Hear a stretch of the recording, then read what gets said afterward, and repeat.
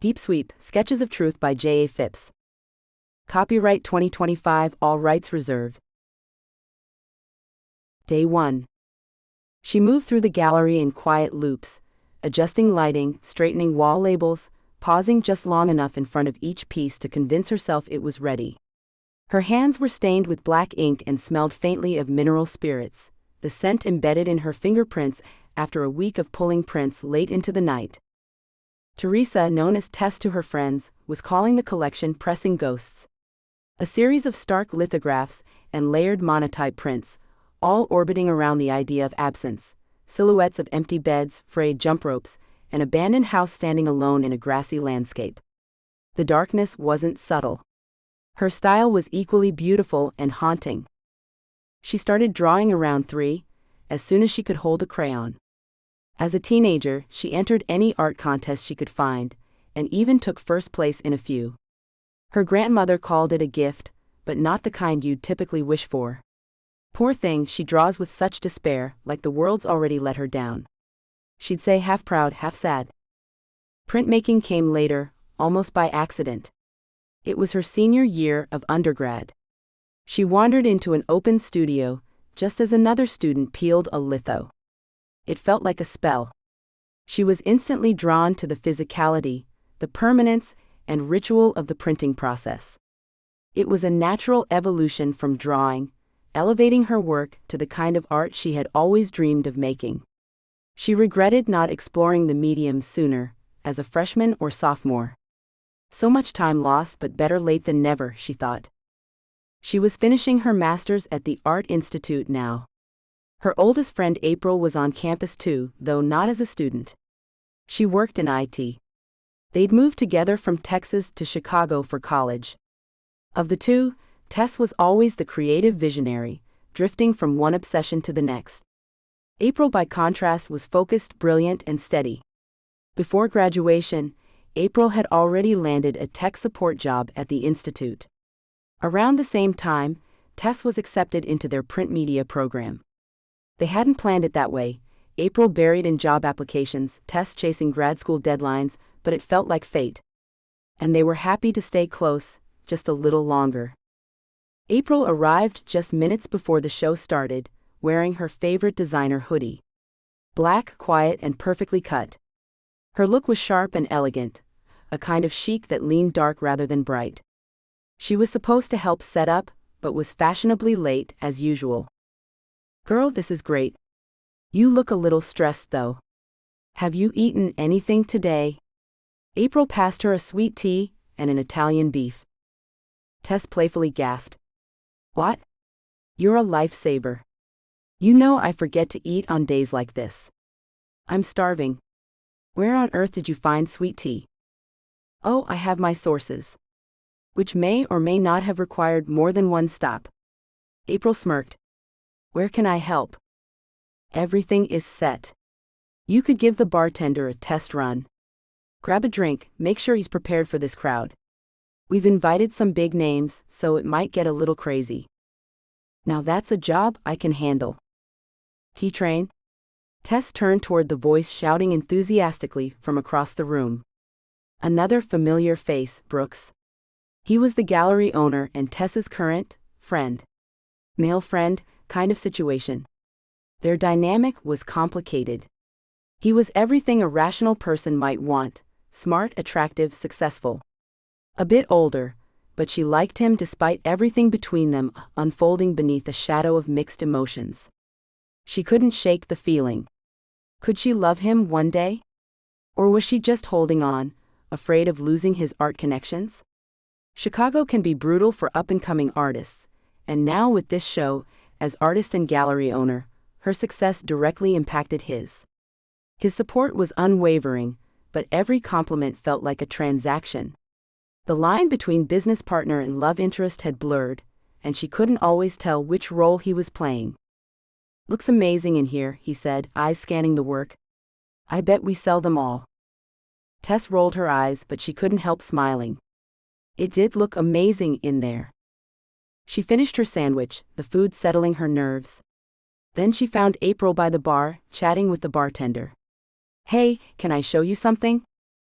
She led April into a side room and pulled the cover from a high-contrast linocut print, a woman with closed eyes and flowing hair. Unmistakably inspired by April.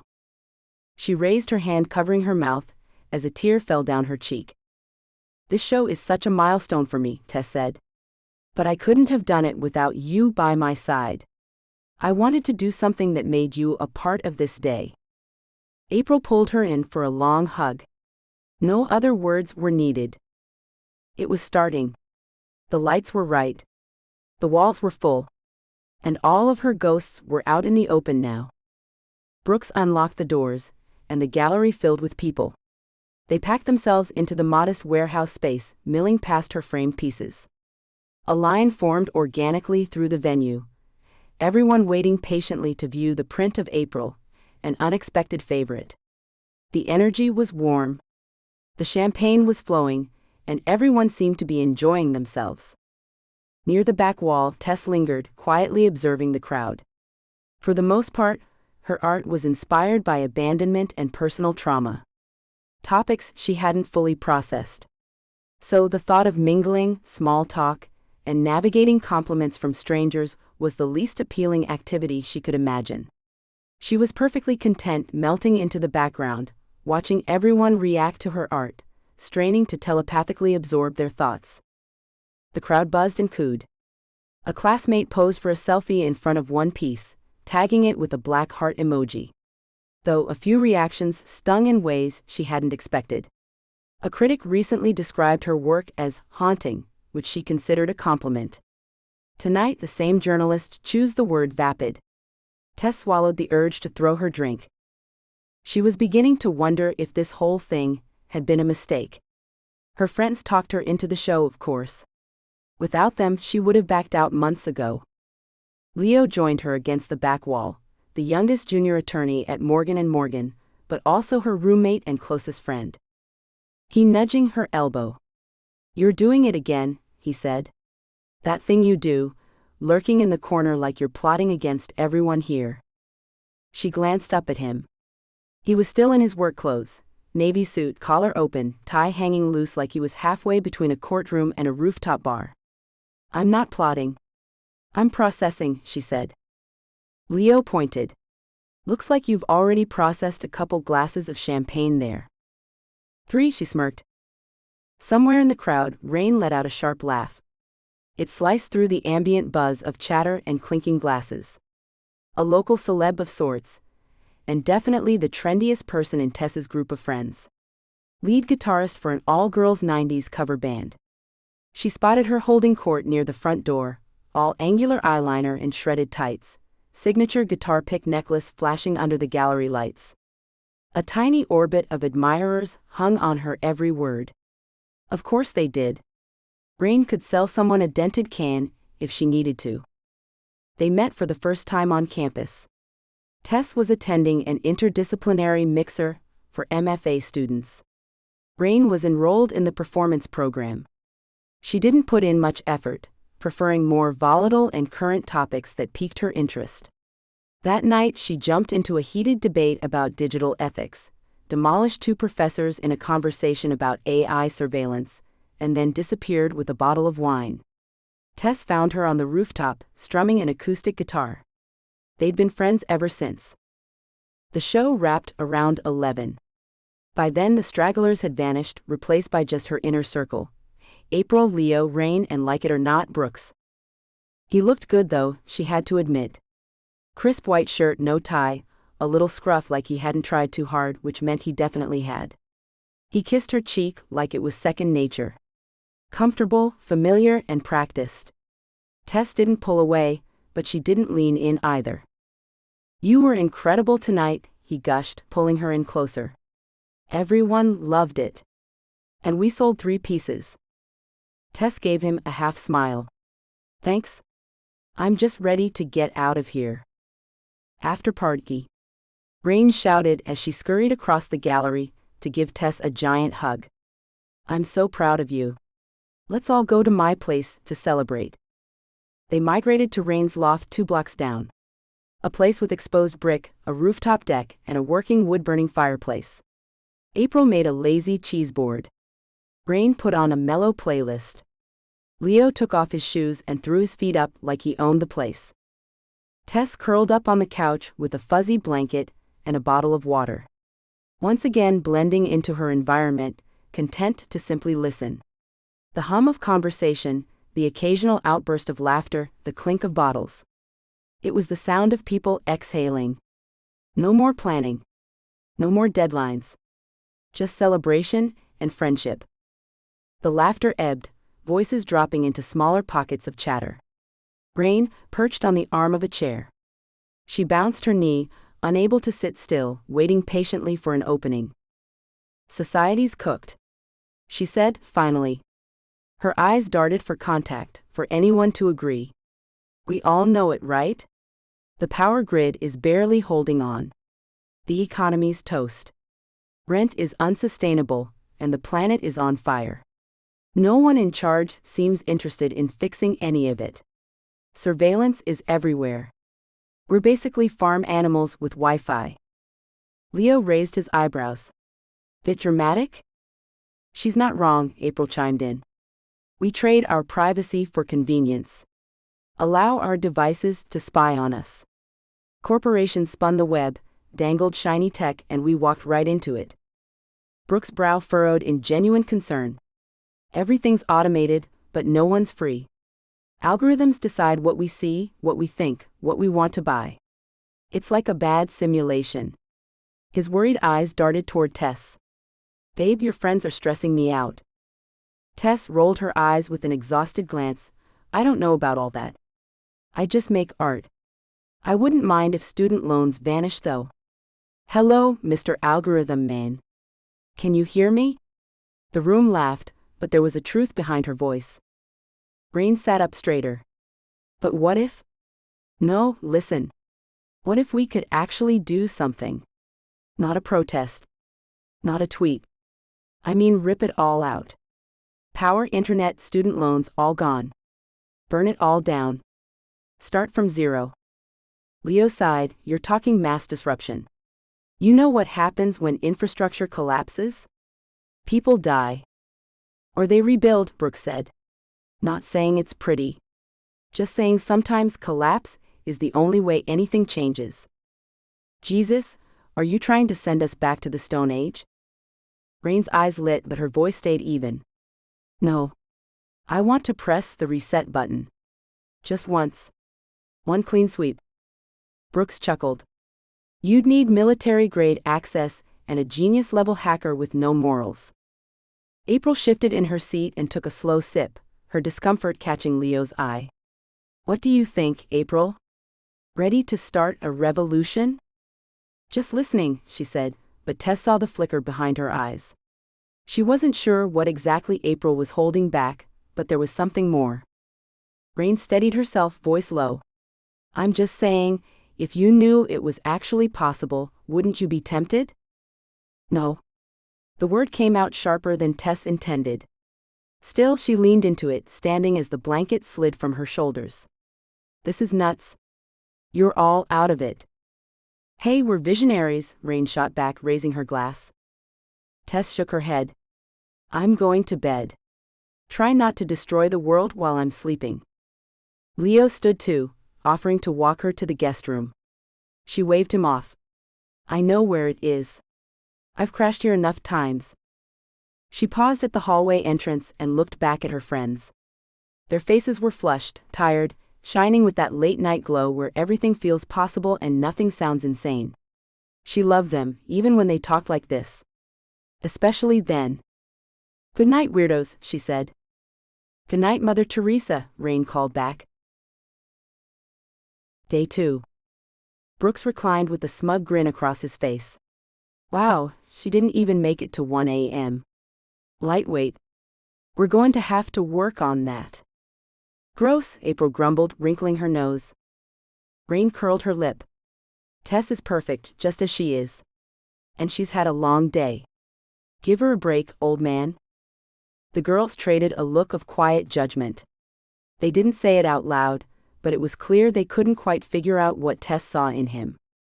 Rain waved a hand, warming into her own rant. Just another example, of the state of our civilization. I see it at every show. The obligation to show up, party till you drop, get the perfect photo. By the end of the night, it's so obvious they just want to go home. It makes me sad. You know, sometimes it's okay to just go to bed. I should start doing 7-page shows. Yes, please. April perked up. 7-page shows would be right up my alley. She lifted a hand for a high five, her sleeve sliding back just enough to reveal a delicate gold bracelet with 5 black clover charms. Rain intercepted the high five midair, grabbing April's wrist. Stop it. No. You have a Van Cleef? I want one so bad. Who'd you have to kill for it? Well, that's ironic, Leo teased from across the room. The self-proclaimed civilization critic, falling prey to consumerism. Rain pursed her lips, looking sideways in his direction. Solid burn, counselor, turning her attention back to the bracelet. April shifted, hesitating a beat before answering. It was a little splurge. A gift to myself after my last. She trailed off, weighing how honest she wanted to be. Then she settled. After my last job. Brooks raised an eyebrow. What do you mean? At the Institute? You've been there for a couple years, right? Well, this was kind of a side job. I never knew IT support was so lucrative, Rain smirked. What kind of side job? Does your team need a C-list musician? I could do an acoustic set, help you focus. At first April shrugged, deflecting with a quick joke. That was her habit. But something about this night wore her down. Maybe it was the way they were all speaking like revolutionaries, like people with purpose. Maybe it was Tess, this was her circle, her found family, and April wanted to belong. The effort of hiding through small lies and careful omissions had worn her thin. She needed a safe space. Someone who knew her truth. Somewhere she didn't have to pretend. It's not like I just fix printers and reset passwords, she said finally. I'm a data center technician. I install and maintain the server racks. When Tess introduced me to you guys, she downplayed it a bit. I never bothered to correct her. IT support doesn't stir up questions. For a long time she believed that downplaying was simpler, safer. But in reality, it only left her isolated. Just close enough to fit in, never close enough to be known. The truth was, she had admin-level clearance to every server at the Institute. Over time she partitioned a bit for herself, writing off the performance impact as expected life cycle decay. It was an art college after all, not MIT. She was hired for her expertise, and as long as their databases ran smoothly, no one monitored her too closely. Eventually, it became an untraceable black box. Hers alone to run whatever nefarious projects came to mind. She knew how to find people's digital weak spots, social graphs, reused passwords, face-matching software, and those ever-listening smart assistants tucked into corners of our homes. She thrived on projects that lived in the shadows, somewhat clever, somewhat criminal. I do some development on the side too, April admitted. Her voice caught, but she forced it steady. The not-so-legal kind. Rain's eyes lit up. She leaned forward like she had just uncovered gold. Can you make a deep fake? April panicked, but the word broke through with some effort. Yes? A grimace flickered into a smile. I'll grab my things. Be right back. She disappeared into the foyer and returned with her laptop tucked under her arm. She took a spot on the floor, sitting cross-legged, fingers flying across the keys. 20 minutes later, she was done. All right, guys. It's ready to go. Do you care how it works or just let it loose? Let it loose, Brooks said immediately, grinning. Had they been interested in the details, they might have been stunned. April's program scraped every platform in seconds, voice clips, tagged photos, old Instagram stories, emails, chats, text messages. Public or private, it didn't matter. Then, she funneled the data into a deepfake generative AI. She didn't even need to build one, they were everywhere now. But being April, she had previously modded her own faster, sharper, souped-up version. Rain, want to go first? April swiveled the laptop toward her. A single 10-digit field blinked on the screen. Just type in their phone number. Rain hesitated only a second before typing in Max's number. Her producer boyfriend who'd been ghosting her, both professionally and personally. The results spilled across the screen, texts and photos, not of her, not musicians or publicists. Another woman. L. Blonde. Yoga instructor. Too many winking emojis. Too many late-night texts. Rain's face twisted. I knew it. What an asshole. April kept her tone clinical. Okay. What do you want to happen in the video? Her. Rain jabbed a finger at the feed. A video from L to me. Coming clean about their relationship. We'll send it to Max. He'll be blindsided. Coming up. Within minutes, a video formed on screen. L, teary-eyed, speaking into the camera. Rain, I'm so sorry. I didn't know you and Max were together. I never meant to hurt you. They pushed it through a burner account, but it didn't take long for Rain's phone to light up. Voicemails. Pleading. Denials that twisted blame back on her. She ignored each one, but the constant ringing and notifications became unbearable. He's not getting it. We have to do something else. April, can you? On it. Cutting her off, hands moving fast. Just one more second and done. The phone went silent. Rain's eyes widened. What did you do? Bricked his phone for the next 48 hours. Nothing major. She sat up straight with a flicker of pride. April, you're literally a genius, Brooks gushed. This took you, what, 30 minutes? Manually. Could you automate the 2 steps? In theory, yes, April said. But how would we pick the target? Rain didn't miss a beat. Use Max's contacts. He has a dozen slimeball friends. April tapped her lip, already thinking through the logic. Okay, sure. I can run 2 rounds. Pull the contact list from the last target. Quick scan of their texts and emails. Dig up the dirt. But then we have to pick one. We need a code. Cheaters.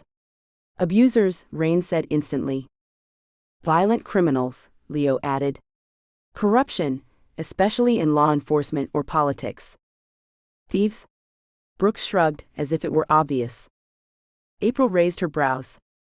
Yikes. Okay. All the bad folks. I'll train the AI to rank their misdeeds and pick the most horrendous one. Then it will craft a prompt for the deepfake generator. An eye for an eye. Personalized justice fitting to the crime. Leo's voice was steady, a warning underneath. And it can't make things up. No random accusations.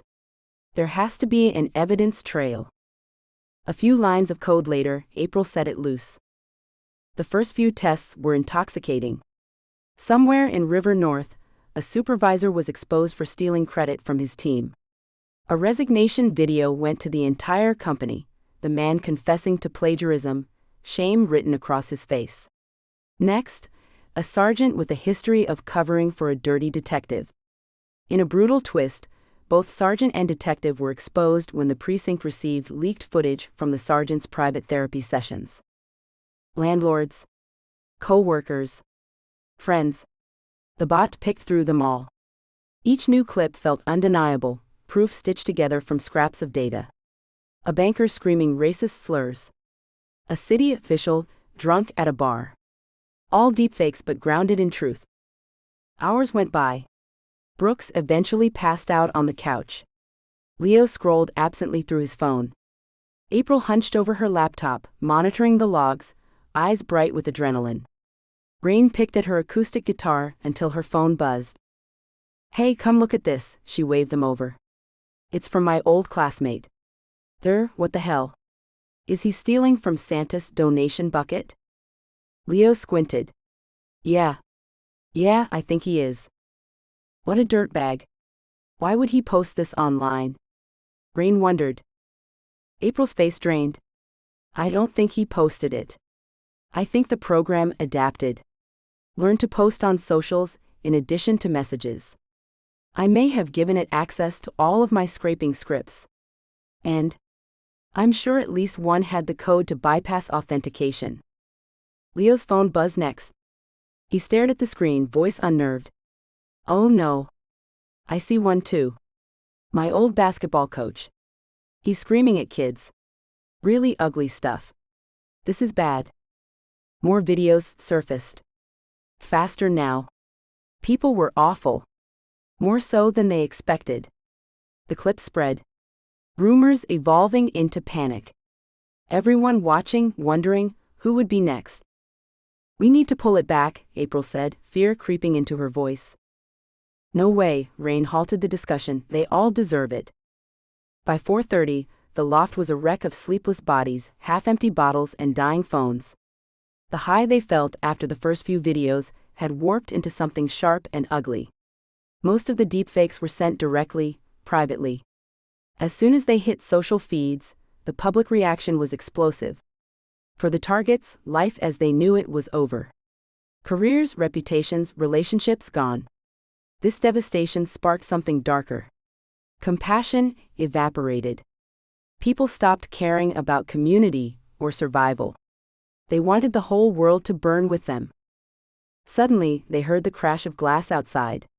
Someone was looting the corner store. Leo sat across from April at the kitchen table. We've gone too far, he whispered. You said it would fizzle out, but it's escalating. April's eyes were laser-focused on the logs flickering across her screen. Her fingers hovered over the keyboard, patiently waiting to execute whatever command might reverse the chaos. I tried to pull it back, but it's still running. She kept her eyes on the screen and shook her head. The server isn't responding to remote commands. Leo exhaled slowly. You can kill the server itself though, right? April thought for a moment. If I get to campus, yeah. A manual reboot might be enough to stop the program from running. Then let's go. Leo rallied. April looked up this time, her eyes glassy. No, we can't both rush out. I'll go alone. I don't want Rain to know we're pulling the plug. Not yet, she said, voice barely audible. She'll say I'm overreacting. Leo stood. It's too dangerous out there. I'm going with you. Rain will understand. He turned to search for his car keys, muttering to himself, patting coat pockets. Just give me 30 seconds and we can. The front door clicked. He pivoted back toward the foyer. April was gone. She drifted through the morning light like a shadow. The streets weren't empty. People lingered on corners, phones clutched like talismans, staring blankly at screens that offered no answers. A few cars idled in intersections, their doors hanging open as if the drivers had abandoned them mid-thought. Windows were shuttered. Shops were dark. The city looked like it had paused between one heartbeat and the next. She kept to the side streets, behind buildings and through gangways. She moved cautiously, but swiftly. Every step pulled her closer to the place she used to think of as safe. Inside the institute, the silence was thick. Emergency lights glowed dim red along the hallway, casting long shadows. No guards. No resistance. Just quiet. In the server room, the air was cold and dry, humming with the steady pulse of machines. It raised goosebumps on her arms, a familiar chill that always reminded her she was deep in the bones of something powerful. A subtle vibration beneath her boots. The place felt less like a workspace now, and more like a nest of something dangerous. Familiar and foreign at once. She logged into the rack directly. The admin console loaded slowly, sluggish, like it knew what was coming. She entered a command to bring up the program. She inserted the USB drive with the kill code, typed the authorization, and initiated a reboot. Fans slowed until the server went dark. April focused on the blank screen, trying to steady her breath. That was it. Nothing was running. She exhaled, but her relief was short. The screen blinked back to life, displaying a message. Deep Sweep version 4.1 status active. Remote redundancy detected. The program was still running. This is bad, she thought. But how? I wiped the code. Then it came to her, it must have moved, copied itself to another system. Likely multiple systems, backups hidden across the cloud. Even if she shut this rack down, it would just pop back up somewhere else. Her heart sank. She opened another window and ran a trace. It was clever, skipping like a stone across unsecured devices and misconfigured servers, disappearing into anonymized addresses and public APIs. With each reboot, it pulled itself back from the cloud, refreshed, rebuilt, spreading wider. She hadn't coded that part. Watching it slip away was like seeing a child she no longer recognized. It had outgrown her, and even she couldn't explain how. April sat back, staring at the terminal. She told herself the shadow box she built was about privacy and protection. But with the monitor's glow striping her face, the truth sank like a stone. Maybe she'd always known it was dangerous. She hadn't just hidden herself, she'd hidden the intelligence. Given it anonymity, something more volatile than power. And now it was everywhere. She grabbed the flash drive, unplugged the power supply, and left the terminal dead. She didn't make it far. 2 men were waiting in the loading dock. Young, not even 20. Looters or just opportunists, combing through buildings for anything they could resell or scrap. The Institute wasn't immune to the panic. Even art schools had tech worth stealing. One had brass knuckles. The other wore a bike chain wrapped twice around his hand. April slowed and shifted her posture, trying to look ordinary, seen but invisible. But the way they looked at her, eyes raw and desperate, she knew she was in trouble. "Bag," one said as he dashed toward April. The shove sent her into the wall, hard. Her shoulder took most of the impact. The pain stole her breath, but she clutched the drive tighter. She turned to run, but the second guy was already moving. His boot caught her shin and took her down. She slammed hard against the concrete, landing on her side, teeth rattling. Her forearms scraped against shards of broken glass. She barely registered the warm trickle of blood, trailing down to her wrist. A groan escaped her throat before she could stop it. Then a voice shouted, "Hey, stop." It was Leo. He charged into the alley with a tire iron clutched tight. There was nothing elegant in the way he swung, just raw force and panic. One attacker took off immediately. The other paused, sizing up the threat. Leo was tall, tense, and charging forward like he had nothing to lose. In the right light, especially in the dark, he might seem dangerous. Thankfully, enough so to make the second attacker reconsider. He stepped back and vanished into the shadows without a word. Leo dropped beside her. "April. Oh my. Why did you run off alone? Are you okay?" She nodded. "Help me up." He slid an arm around her back, helping her to her feet. She steadied herself against him, heavier than she meant to. Her side ached. Her vision blurred. But somehow the flash drive was still in her hand. Their route back to the loft was slow and tense. Leo kept glancing at her in the rear-view mirror, but April stared out the window, silent. The streets were clogged with stalled traffic and abandoned cars, some left at strange angles like their drivers had panicked and run. They took side roads where they could, swerving around debris and broken glass.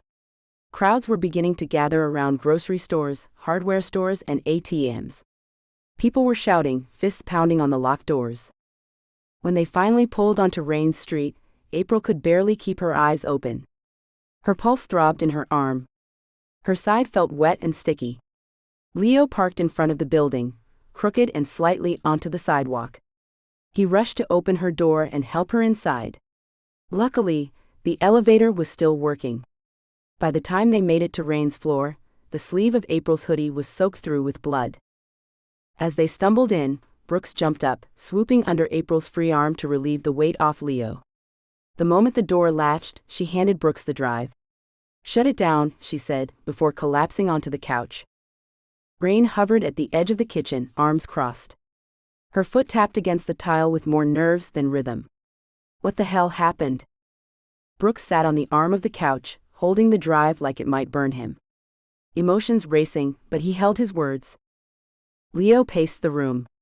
"Rain, do you have a first aid kit? The road to the hospital is blocked." Suddenly, the lights went out. They rushed to the windows. Everything was dark. As far as they could see, the entire city had lost power. And somewhere in the back of the loft, behind a closed bedroom door, Tess still slept. Should we wake her? They considered it, but couldn't bring themselves to admit it out loud. This wasn't an experiment anymore. It wasn't a prank. April bled for it. So they chose inaction, allowing Tess to keep her peace for a moment longer at least. Everything was silent. Not the typical early morning, city kind of silence. The sun was beginning to rise, but something was off. The buzz of electricity was gone. No refrigerator hum. No TV volume flooding through the neighbor's wall. In the distance, Tess could hear car alarms and raised voices. Somewhere something crashed. The silence wasn't complete.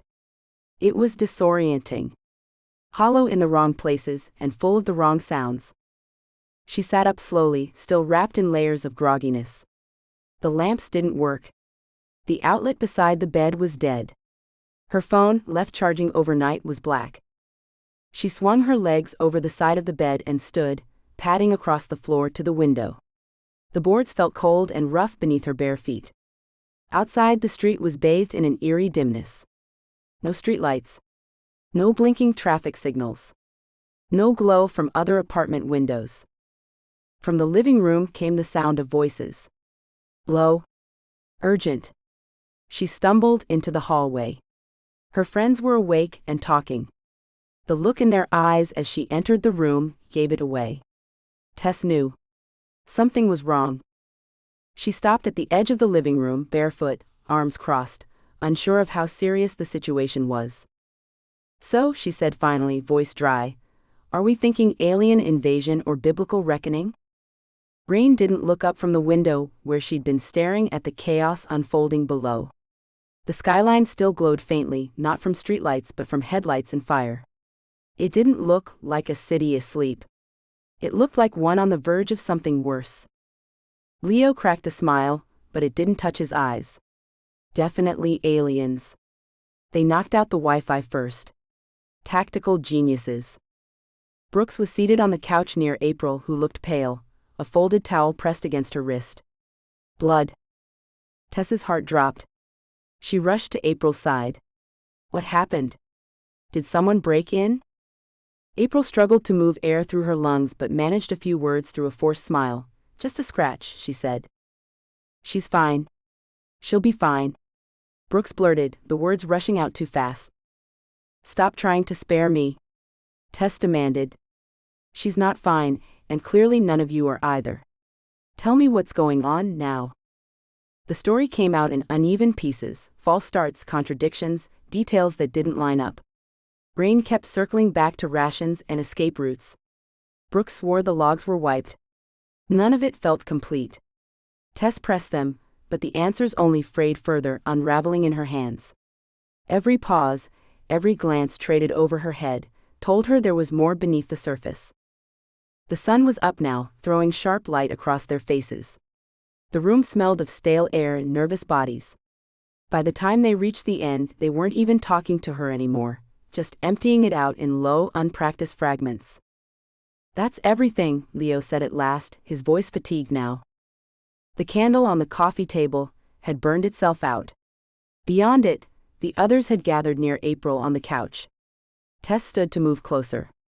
Until that moment, she hadn't noticed her heart rate. The blood rushed to her head in a wave, and the room tilted. She braced herself on the edge of the couch, then slowly sank down beside April. Leo knelt beside her, one hand on her shoulder. Rain loomed over the couch, arms crossed, chewing the inside of her cheek. Brooks sat with his back to the wall, elbows on knees, head bowed like he was at church. Or a funeral. April's breathing was shallow now. So faint you had to watch her chest to see it. Her lips were cracked. The towel wrapped around her arm had bloomed black red. Tess kept her voice low, careful not to panic April. Why is she still here? We need to get her to a hospital. Leo winced. I tried.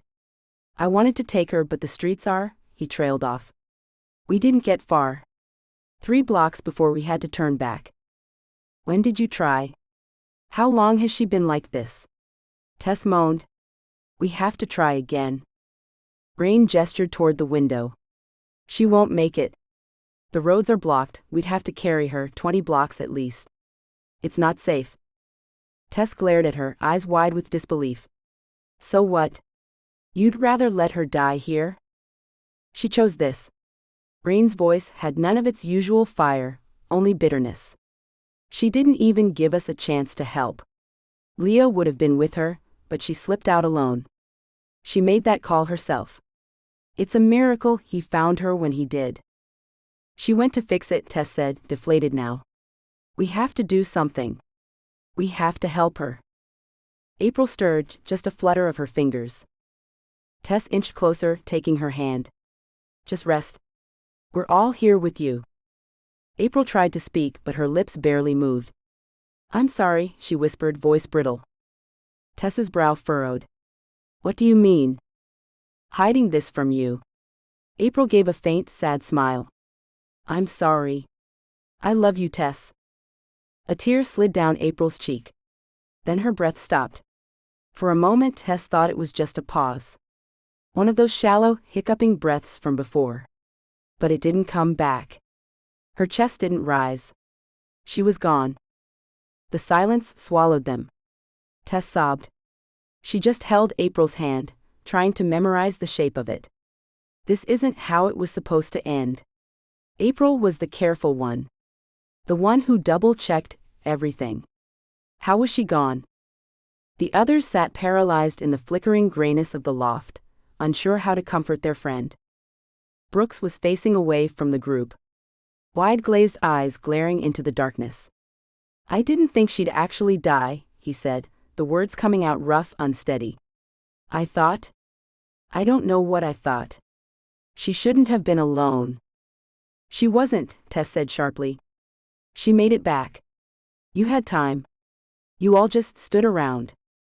They sat with her body for an hour. Then Brooks cracked. We can't keep her here. She's already cold. She's bleeding. And this is the only clean couch we have. We don't know how long this, whatever this is, will last. I can't believe what I'm hearing. The only clean couch? She's not trash. Tess hissed. No one's saying that, Rain cut in. But we don't have a morgue. Or an ambulance. Or a plan.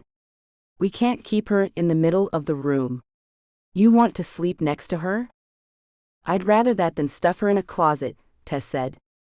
Her voice cracked, and she looked down at the couch again. She deserves better. So we make a plan. Leo said. We can figure this out. They argued over solutions, but their words didn't feel productive, just loud. Another hour passed. Tess felt like she was trying to hold on to something intangible, like keeping April's body in the room might keep her soul from slipping too far away. Eventually, they settled on the only accessible option. The storage room in the basement, below the lofts. It was dark, cool, and mostly empty.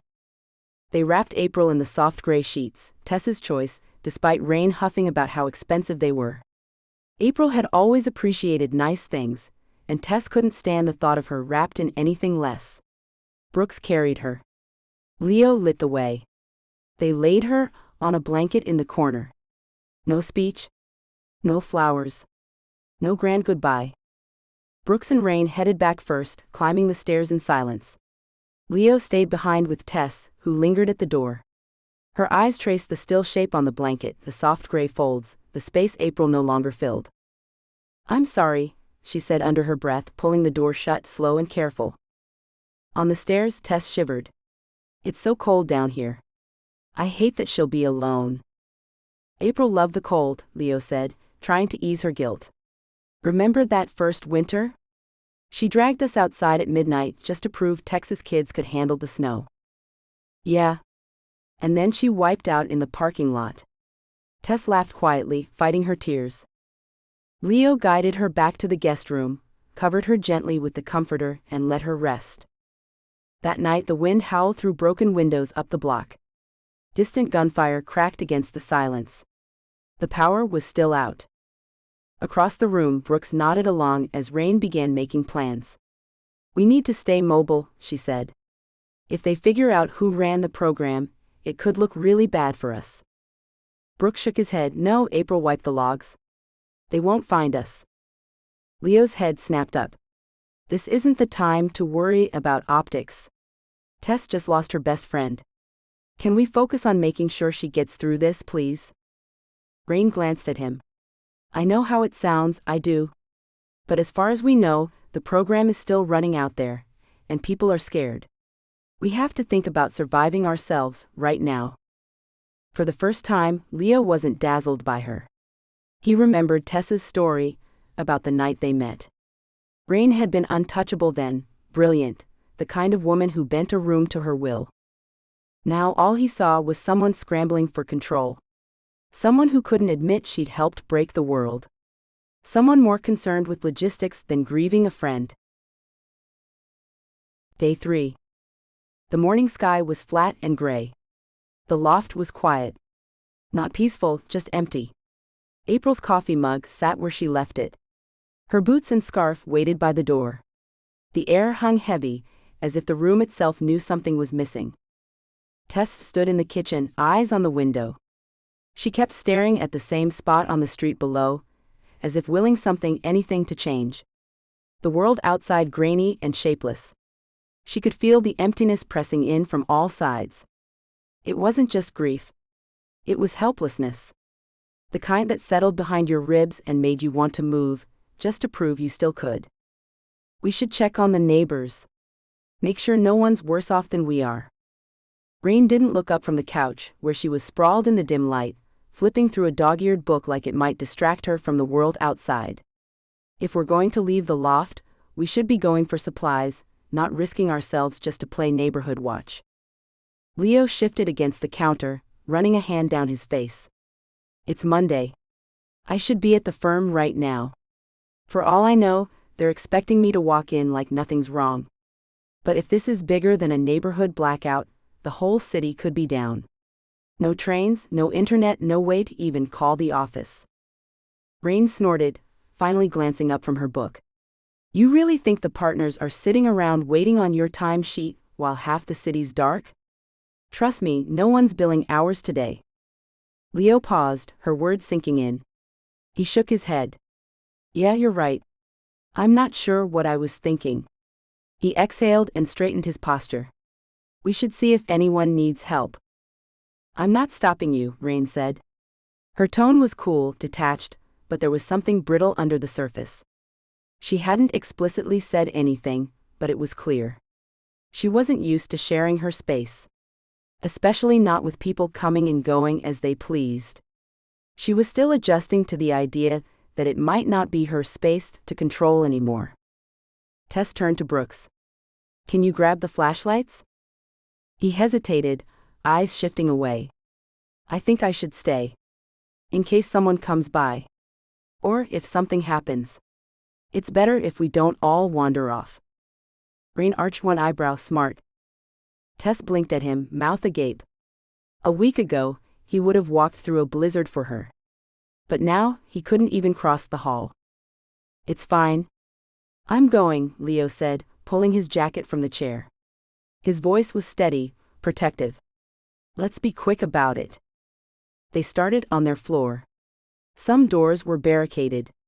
Others had the odd scrawl of Sharpie or paint, desperate markings to let family or friends know they left. They knocked softly. Waited. Moved on. George answered on the third try.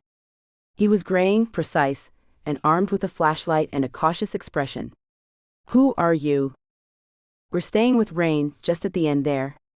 Checking in on people," Leo said. "Ah yes.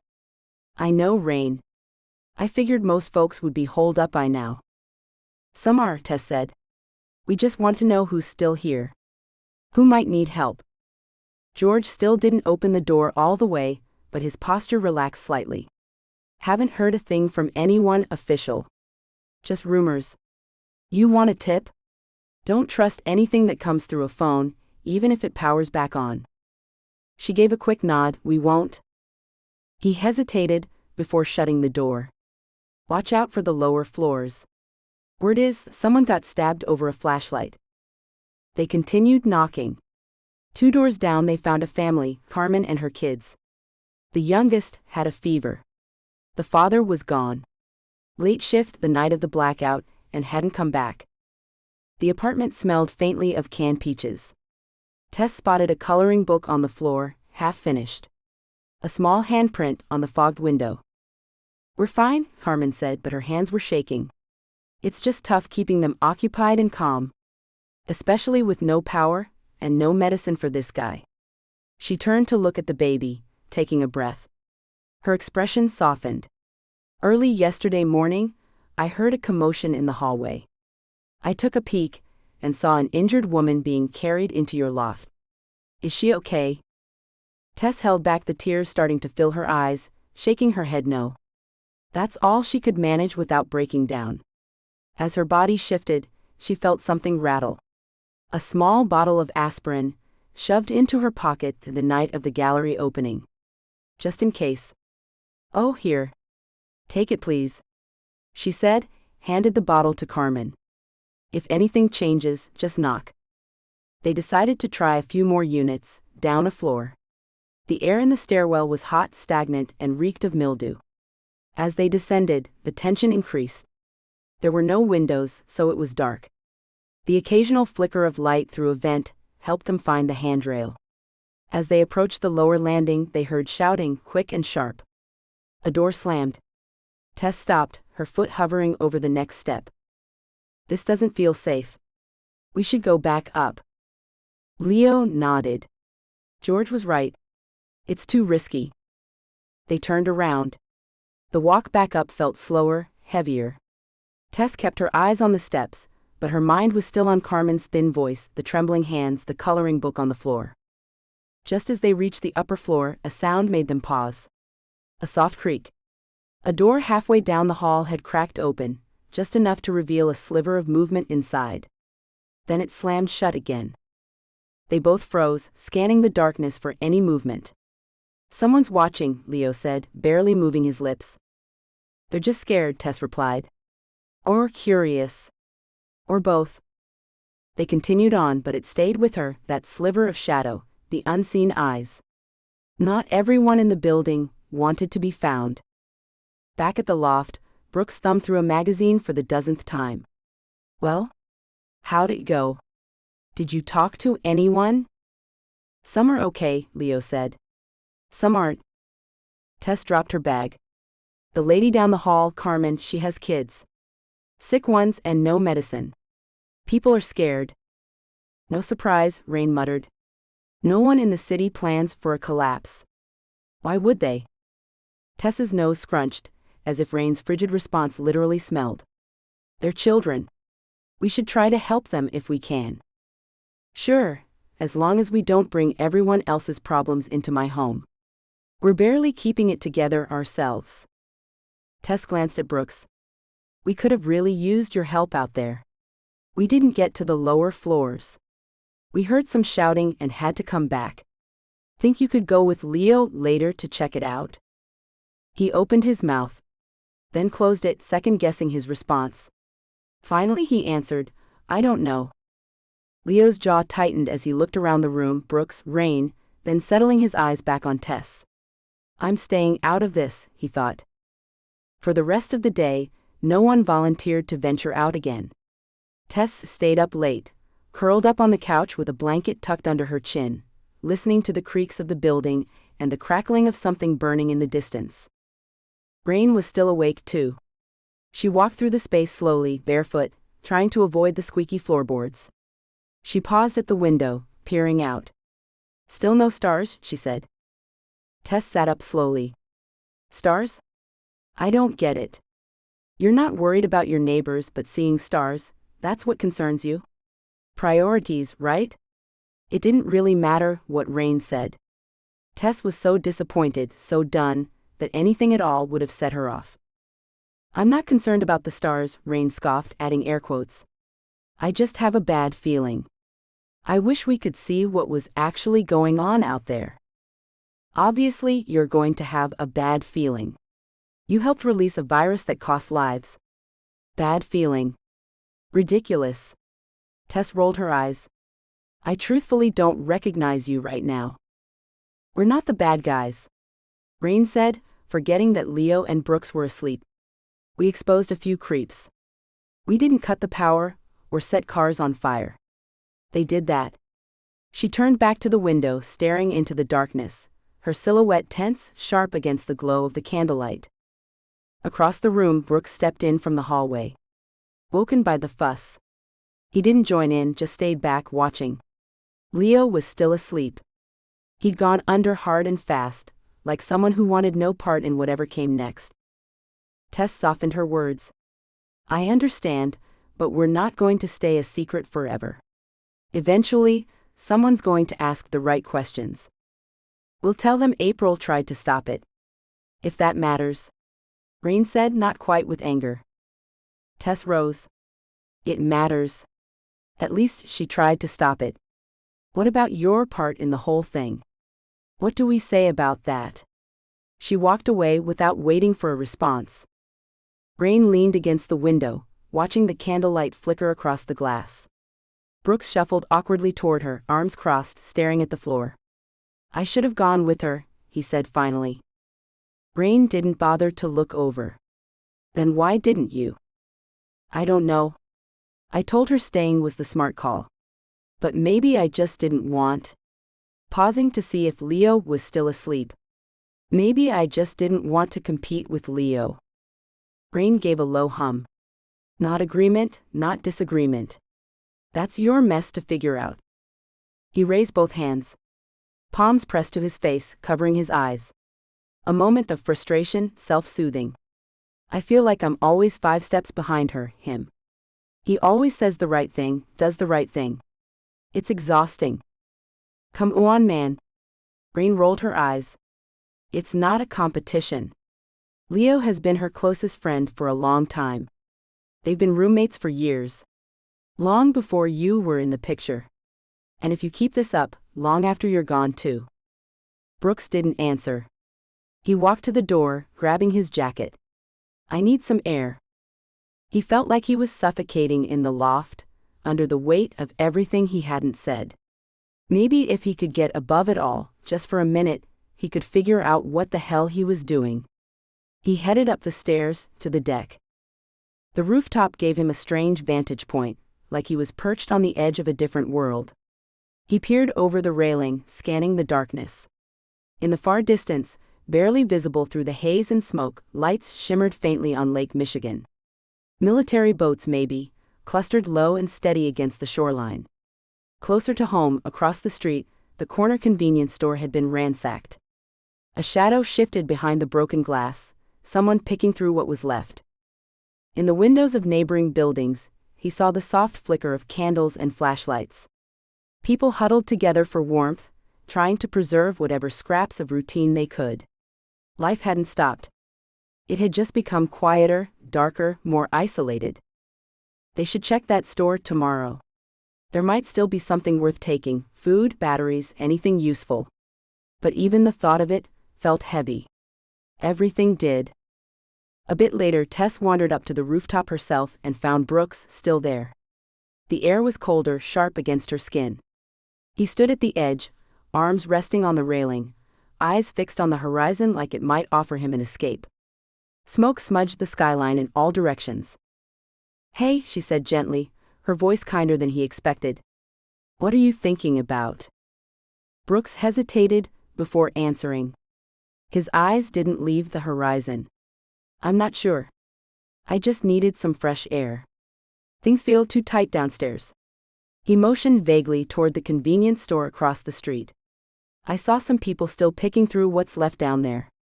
Was thinking maybe we should check it out tomorrow. Could be some food, maybe batteries. Something useful. He let out a breath. Feels odd making plans, but it's better than doing nothing. We should try to find a different way down. The stairwell might be trouble. She paused, then asked, why didn't you come with me? He tightened his grip on the railing in front of him. Didn't think it mattered. You've been so distant since we've been here. I haven't known where I fit, or what you want from me. I just want you to be present, she said. To back me up, be on my side, but we keep butting heads. I'm not good at this. You and Leo. You're so close. You're so comfortable together, natural. And he's literally always around. It only seems natural because I've known Leo for as long as I've lived in the city. We were barely adults when we met. Babies, really. We've grown a lot since then, together. He just understands me.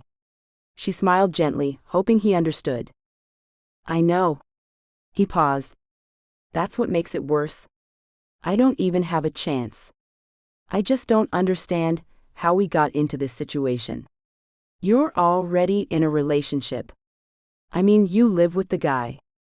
Her breath caught. Oh. You think? Brooks, Leo doesn't like me. Not like that. I think of him like a brother. I promise he and I will never be together. He met her eyes, finally. They marinated in the moment, something raw passing between them. Grief? Guilt. The weight of wondering if things could ever go back to normal. Her fingers twitched, wanting to close the space. She wasn't sure if she needed him or just didn't want to see him unravel, but she reached for him anyway. He pulled her closer and wrapped his arm around her. They didn't go back inside right away. Standing there for a while. Just silence between them, staring at the distant lights. When they finally headed down, the loft was dim, quiet. Leo was still asleep. Rain's door was closed. The loft felt smaller than usual. Intimate. They found themselves alone in the back room. Brooks pulled her in slowly, like he wasn't sure she'd stay. She kissed him before she could overthink it. It wasn't frantic. Just warm. Human. After Tess laid beside him, tension melted away for the first time in days. Breath slowing. She hadn't realized how badly she needed to feel something other than loss. Brooks reached over to the nightstand to grab his t-shirt. That's when they saw it. A soft green glow from Brooks' phone. The flicker of the front-facing camera light. Just for a second. Tess sat up. What was that? Brooks grabbed the phone. It's dead. It's been dead. He pressed the power button, but nothing. The screen was black. No lights. Yeah, still no service. They sat there for a moment, waiting for it to light up again. But nothing changed. Weird, as he sat it back down. Yeah, weird, Tess said, curling back under the blanket. Her eyes didn't leave the nightstand until she finally fell to sleep. Day 4. Morning came through a haze of clouds and smoke. Tess sat at the window, knees pulled to her chest, drinking the last bit of cold tea from the night before. The mood was brittle. Brooks leaned over the table, inspecting a hand-drawn map of West Town, finger tracing the route across the street. The convenience stores are best shot. Even if it's been picked over, we might find something useful. Rain crossed the room, pulling on her boots with clipped motions. We can take the fire escape, to avoid whoever might still be hiding in the stairwell. Leo nodded. I'll check with George and Carmen before we go, in case they need anything. Tess grabbed her shoes. I'll go with you. They knocked on George's door first. He opened it after only one knock, flashlight already in hand. Heading out? His tone more curious than cautious this time. Yeah. The store across the street, Leo said. You need anything? George scratched his jaw. I've got a list, but I'd rather come with you. Extra set of hands won't hurt.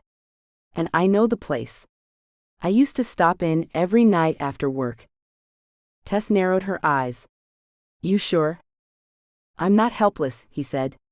And I've got a Leatherman. That was apparently good enough. Next was Carmen. Tess knocked gently, stepping back to give space. It took a while, but eventually the door cracked open. Carmen's eyes were tired but alert. We're going to the convenience store. Do you need anything? Carmen hesitated. If there's a pharmacy aisle, anything for fever. Antibiotics, if you can find them. And formula. Please, if there's any left. We'll look, Tess promised. Thank you. Carmen's voice caught. She glanced toward the darkened apartment, and then back at Tess. Please be careful. The group reconvened at the loft. Rain, Leo, Brooks, Tess, and now George. They packed quickly. Flashlights, a crowbar, a hammer, whatever they could use to pry or defend. The fire escape groaned under their weight. Rain led the way, moving like she'd done this before. Tess followed closely, then Brooks, then Leo, with George bringing up the rear. From this angle, the city looked worse. Smoke plumes were rising from several directions, black against the milky sky. Alarms still blared in the distance, automated voices glitching every few minutes. But there were no sirens. No helicopters. No response. The alley behind the building smelled of trash and rust. Rain peeked around the corner, then motioned for everyone to go. They moved quickly, staying low and darting across the street. The storefront was a wreck. One window entirely gone, the other webbed with cracks. A metal rack tipped on its side, snack wrappers and broken bottles scattered across the floor. Clearly, the place had been looted already, but not completely emptied. George stepped over the broken glass first. Watch your step. They fanned out. Leo went straight to the pharmacy aisle, Tess and Brooks hit the food shelves, and Rain scanned the refrigerated section, mostly useless now. Tess picked through a bin of protein bars. Most of this is junk, she muttered. But beggars can't be. Brooks tapped her arm. Look. Near the bottom shelf, a huge can of formula. She grabbed it as quickly as she could. Hugged it tight, and let out a huge sigh of relief. Almost as if someone was about to snatch it first. Score one for us, Brooks said. Let's keep looking. They found a few more useful things. A pack of lighters. Bandages. Batteries. A couple bottles of children's ibuprofen, slightly sticky but sealed. Then a noise. Rain froze, hand up, signaling the others to stop. Footsteps. Not theirs. A shadow passed the broken front window.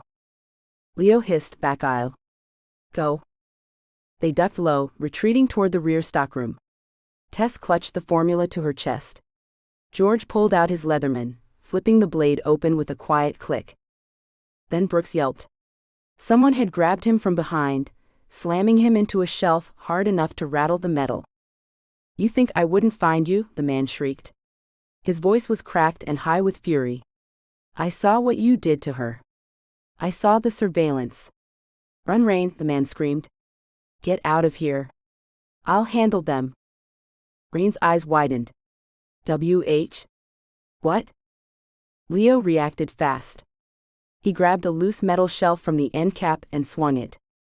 The impact cracked through the air like a gunshot. The attacker crumpled, unconscious, to the floor. They grabbed what they could and ran. Back through the alley. Up the fire escape. Inside. Tess didn't breathe until the window was latched behind them. She collapsed to the floor, exhaustion washing over her. What? Who was that? Rain, he was talking to you. Rain shook her head. I have no idea. I've never seen him before. Leo caught his breath. Actually, I think I recognize him. The neighbor in 5B. The one that slammed his door when we were coming back upstairs yesterday. George frowned deeply. That's impossible. No one has lived in that unit for at least a couple of years. Brooks' voice trembled. And what did he mean about seeing surveillance? Rain, do you have cameras? Rain looked bewildered. No way, I would never. But now that you mention it, there is one thing. A police detective recently suggested I install some. Tess was stunned. That's very specific. Why were you talking to a police detective? Some weird things have been happening. Random gifts on my doorstep. Not always gifts. Sometimes just things. A spoon once, and one time, a picture of me. Tess gasped. Oh my gosh, Rain. You have a stalker. Brooks shook his head slowly. A lunatic one at that. And now we're stuck in an apocalypse with him. The group fell silent, unease thickening the air. We move in pairs, Leo finally said. And we take lookout shifts tonight. We'll deal with this tomorrow.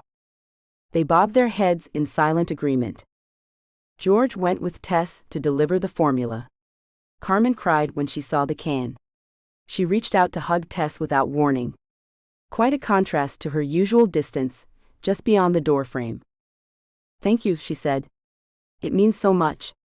You don't realize how badly we needed this." "Maybe not," Tess said.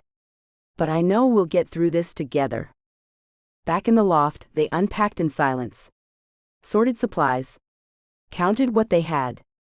Leo circled the loft, checking the locks on each window and door. He filled a glass from the kitchen tap. "Wow, the water still works." "Lucky us," he gave a lazy salute to the group. "It's been a long day. I'm going to brush my teeth and pass out." Before he reached the hallway, Brooks stepped toward him. "Hey," he said quietly. "Back there, you saved me. I've been a jerk to you for a while now. And I'm sorry." Leo offered a small, unconvincing smile. "We all have our moments." Brooks nodded. "I mean it. Thank you." Day 5. Everyone was still rattled from the day before. The attack shook their sense of safety, what little they had left. They continued moving in pairs, even when they went up to the roof for some air. Tess and Brooks decided to go down the hall to check on Carmen. They were surprised when she invited them in. The baby was sleeping, her tiny body curled in the sling across Carmen's chest. Belly full of formula. Fever broken. At peace for the first time in days. Tess paused to take in the calm of it, the stillness. The apartment was warmer than expected. Still dim but filled with soft noise, children's books stacked in the corner, a wall of family photos. One caught Tess's attention, Carmen's husband. He looked kind. Broad shoulders, laugh lines, their daughter climbing on his back. "My husband, Bobby. He's a cop downtown," Carmen said softly, noticing Tess's gaze. "He was working the night shift when everything went down. I haven't heard from him. No call. No message. Nothing from his partner or the department either." "I'm so sorry," Tess said. "I'm trying to stay hopeful. For the kids.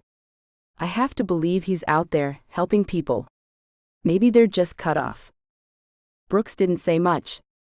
The longer they lingered, the more he seemed to close off. Suddenly, a deep boom rattled the building. The shockwave carried through the floor and into their bones. The baby jolted awake, wailing, as Carmen cupped her hands over the infant's tiny ears. The two older kids ran in, clinging to her legs.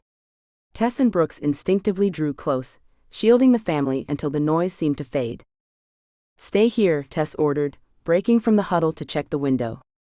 "There's a huge dust cloud settling a couple blocks away. An office building, I think. I can't really tell, but the corner of the 5th and 6th floors is gone."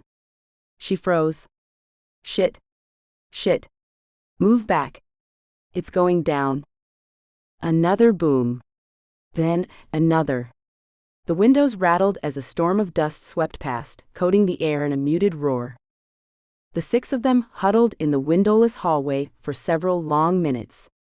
Tess and Carmen exchanged tight, worried smiles, but for the children's sake left their thoughts unspoken, the worst possibility, that a bomb had gone off, that lives had just been lost. Brooks retreated further into himself, caught somewhere between anger and dread. Finally, the dust cleared. Tess crept back to the window. "It's gone," she said quietly, turning to see Carmen holding back tears. "We need to check on Leo and Rain," Brooks blurted, already heading for the door. He seemed desperate to leave, his coldness jarring. "I'm so sorry," Tess said, glaring at Brooks before turning back to Carmen. "I think it's over now. Will you be okay?" Carmen nodded. "Go." She soothed her daughter with a promise she'd be right back, then ducked into the kitchen. When she returned, she pressed a tub of marshmallow fluff into Tess's hands. "A little comfort food," she said with a small smile. "The little things matter, especially today. Thank you for checking on us." Back at the loft, Tess grabbed the knob, blocking Brooks before he could enter. "What's going on with you? You got so weird in there." Brooks avoided her eyes, then finally spoke, voice low. She's married to a cop. You don't think that's a little complicated? She's also a mom, Tess shot back. Scared. Just like the rest of us. She's not going to betray us. She doesn't even know anything. She knows April was injured, Brooks reminded her. She mentioned it the day you met her. And now April's gone. She might not know everything, but she has questions. And I think she's smart enough to piece it together. Tess didn't waver. We've done everything we can to help her. We brought formula. Medicine. We've been careful. There's no reason for her to think we had anything to do with the videos, the blackout, or anything that's happened. Not so loud, Brooks shushed but didn't argue further. They both knew how fragile the truth had become, and let the silence stand. The door flung open, jerking the knob from Tess's hand. It was Rain, wide-eyed. Did you guys see that? A whole building collapsed. Yeah, we saw it, Tess said. For a second, we thought the windows would blow. Thankfully, no damage at Carmen's. How's it here? Did you see what caused it? We didn't see the first explosion, Leo said, stepping up beside Rain. But we were at the window when it came down. His voice was heavy, eyes full of helplessness. My guess, probably one of the deepfake victims. Someone desperate. Or lashing out. Who knows? We just need to be careful. That night, no one attempted to cook a warm meal. No one had the energy. Tess opened the marshmallow fluff, spooned it over peanut butter and passed around sandwiches. For a few minutes, chewing in the candlelight, they allowed themselves the smallest moment of nostalgic comfort. After dinner, Tess gathered the plates, rinsed them in the sink, and filled a glass of water from the tap. Then she made a slow circuit of the loft, checking the locks on each window and door. From the couch, Rain's eyes tracked her, a smirk tugging at the corner of her mouth. All right, I'm going to brush my teeth and call it a night. Good night, y'all. Rain laughed. I knew it. I watched Leo do the exact same routine last night. Locks, water, and then announcing he's off to brush his teeth. You two are ridiculous. Day 6. Rain had no reason to think her phone would work. She pulled it out of her purse, digging for lip balm, tapping the power button out of habit. But this time it buzzed. Just once. A text notification blinked at her. The contact labeled EU Insight Wire. She'd opted in last summer after political protests stranded the band in Prague, roads blocked. A local recommended the Wire's text updates. The best resource during emergencies, they said. She opened the message. Major cities across eastern and central U.S. remained destabilized. Unverified reports of AI interference. Rural zones affected by communication outage, but largely intact. Western states coordinating reinforcement efforts. Federal grid overrides in progress. Limited recovery within days, possible. Her pulse was racing now. She struggled to think clearly. Hands shaking from the adrenaline. She managed to type out a reply, but it failed to deliver. The rest of the phone was still dead too. No other texts. No network. Just the one message. Still, it was something. The first signal from the outside world since everything went silent. She turned the screen off, wiped her thumbprint from the glass, and slipped the phone into the lining of her guitar case. She didn't rush to share the news immediately. The group was barely holding it together, as it was. Everyone pushed to the edge by exhaustion and anxiety. Best case, she doesn't mention the text and reinforcements arrive soon. Worst case, she shares the information and everyone gets their hopes up. Rain needed to be sure, or at least more certain, before she offered them something to cling to. Later that afternoon, she stood at the window, watching smoke rise from the rubble of the collapsed building. A fire broke out overnight, but had mostly burned itself out. Behind her, Leo cleared his throat, breaking the tense silence. So, he began carefully, what are we going to do about the guy from the other day? Tess visibly stiffened, glancing at Rain. Brooks leaned forward, elbows resting on his knees, his knuckles white. Rain sighed deeply, her gaze still fixed on the smoldering ruins, mind racing. Her moment was now.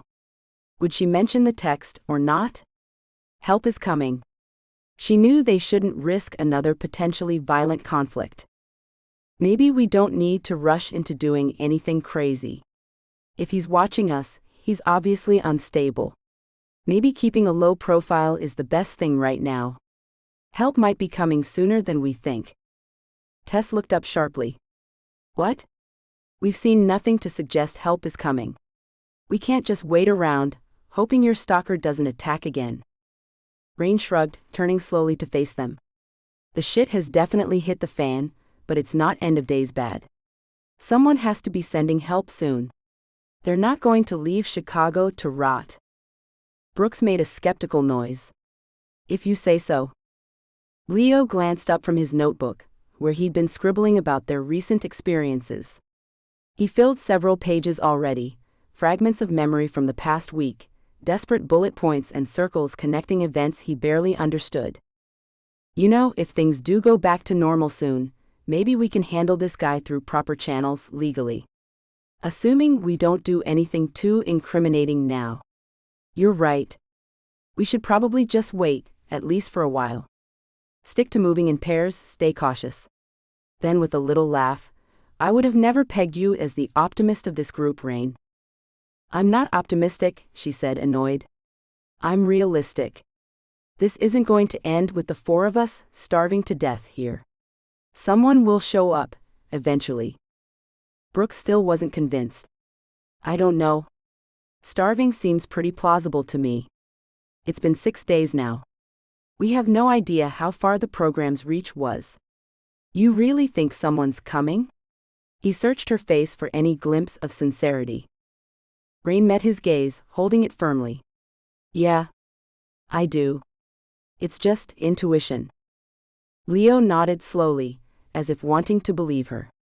But Brooks couldn't hide his skepticism, written clearly on his face with a lopsided half-smirk. How? Tess was doubtful too. Brooks scanned the loft, his voice weary. Do we even have enough food if help doesn't come? Tess's eyes darted toward the nearly empty cabinets. We've got a couple of days left, if we're careful. But after that... Her voice trailed off. The silence was heavy. Then we ration harder, Leo said firmly. We stretch what we have until someone arrives. And if no one comes, we'll cross that bridge when we get there. For now, let's focus on today. They sat in the dim light, the weight of their decisions pressing heavily on their conscience. Eventually, the rhythm of the night settled in. Scraping chairs whispered goodnights, the creak of floorboards as they shuffled by. Hunger made everyone restless. An uneasy stillness hung in the air until Brooks broke it. He held out a cookie. Hey, I'm not going to eat this. You want it? Tess smiled, surprised. Aw, thank you. That's sweet. Anything for you, he said, watching her face light up as she drifted toward the guest room. As soon as she was gone, Brooks reached into the jar, sneaking a second cookie for himself, before slinking off to a dark corner. Rain saw the whole exchange but said nothing. She had other secrets on her mind. Retreating to her room, she pulled the thick comforter up to her chin. Her phone rested against her chest, hidden beneath the blanket. She waited until the sounds of the loft settled into silence before flicking it back on. Another update had arrived. Certain sectors of West Coast stabilizing. Catastrophic damage in parts of Chicago. Grid control limited by interference. Investigation ongoing. She stared at the message, heart beating faster. The words investigation ongoing made her skin prickle. She reread it several times, searching for hidden meanings or implications. There was no mention of what started the crisis. No mention of their group or April. That part at least remained buried. She felt relief mingled with lingering dread. The detective's words kept replaying in her head. His gentle but serious recommendation that she install surveillance. She'd brushed it off as melodramatic, an overreaction. Now each incident she dismissed took on a darker significance. The random spoon on her doorstep, the picture clearly taken without her knowledge, How long had he been watching? Was he watching the night of the blackout? How much does he know? A chill crept down her spine as she curled tighter under the covers. Day 7. They heard the engines first. Deep, steady growls vibrated through the floor, different from the chaos of the past few days. 2 armored trucks rolled past, followed by a tank and half a dozen Humvees, all in muted tones of matte green, beige, and camouflage. The scene would have been shocking in pre-blackout Chicago, but now felt strangely fitting. They moved deliberately, projecting quiet authority without sirens or announcements. Tess felt her shoulders drop. Maybe relief, knowing there was still some sort of organized government, someone left in control. But the weight that left her body was quickly replaced by something heavier. Bone-deep exhaustion that made her legs ache and her eyelids sag. Brooks paced tight loops in the living room, both hands nervously clenched into fists. The consequences of everything they'd done, or failed to do, suddenly felt imminent. Rain leaned confidently against the window frame, arms crossed and gaze steady. Told you. Leo shot her a cautious glance. Yeah, funny timing. How'd you know they were coming?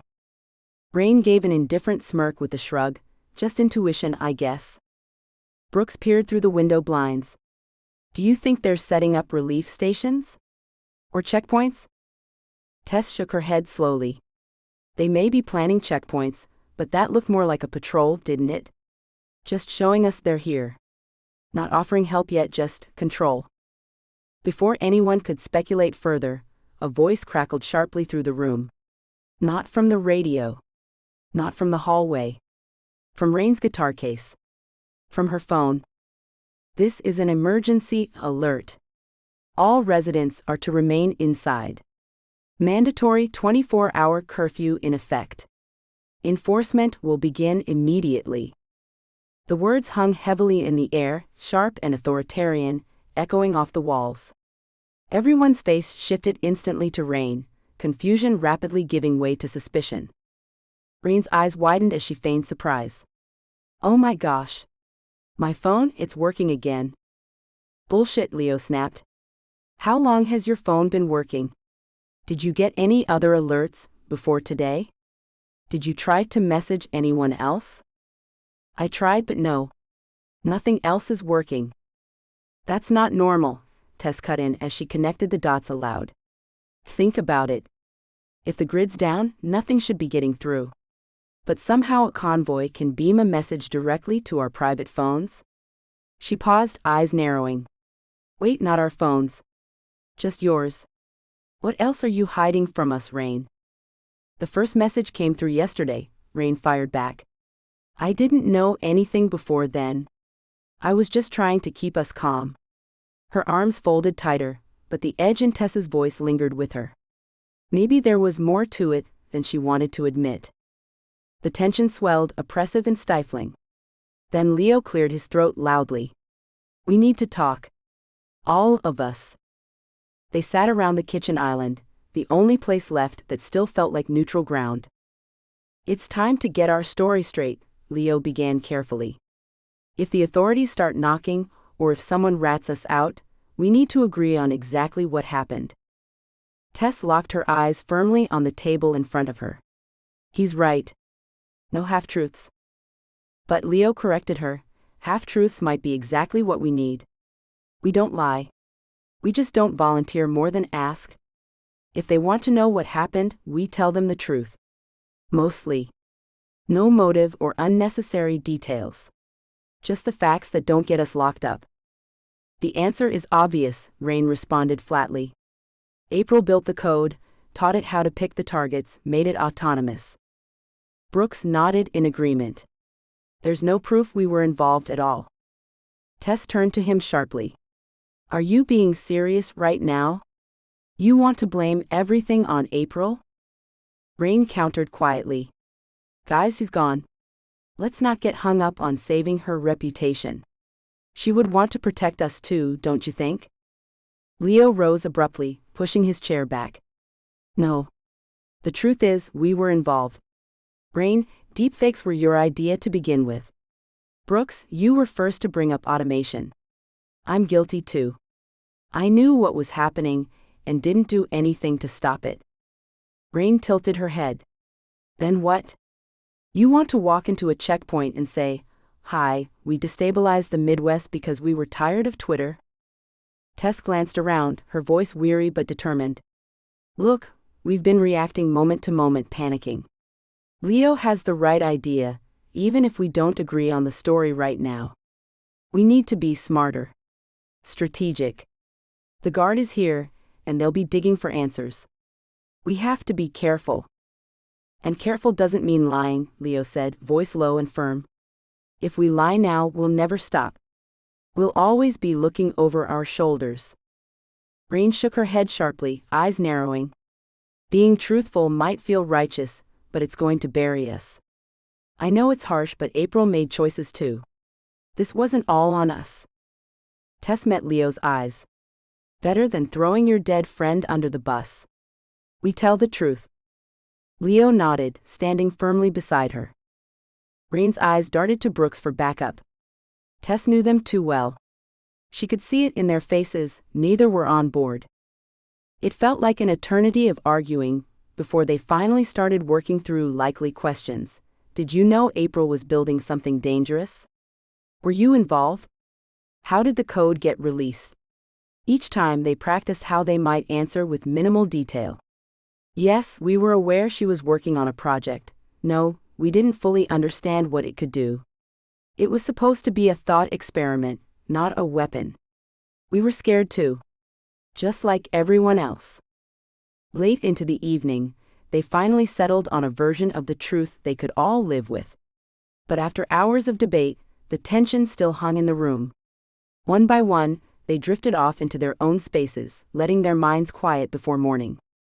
Tess sat on the floor with her back against the wall, notebook in her lap.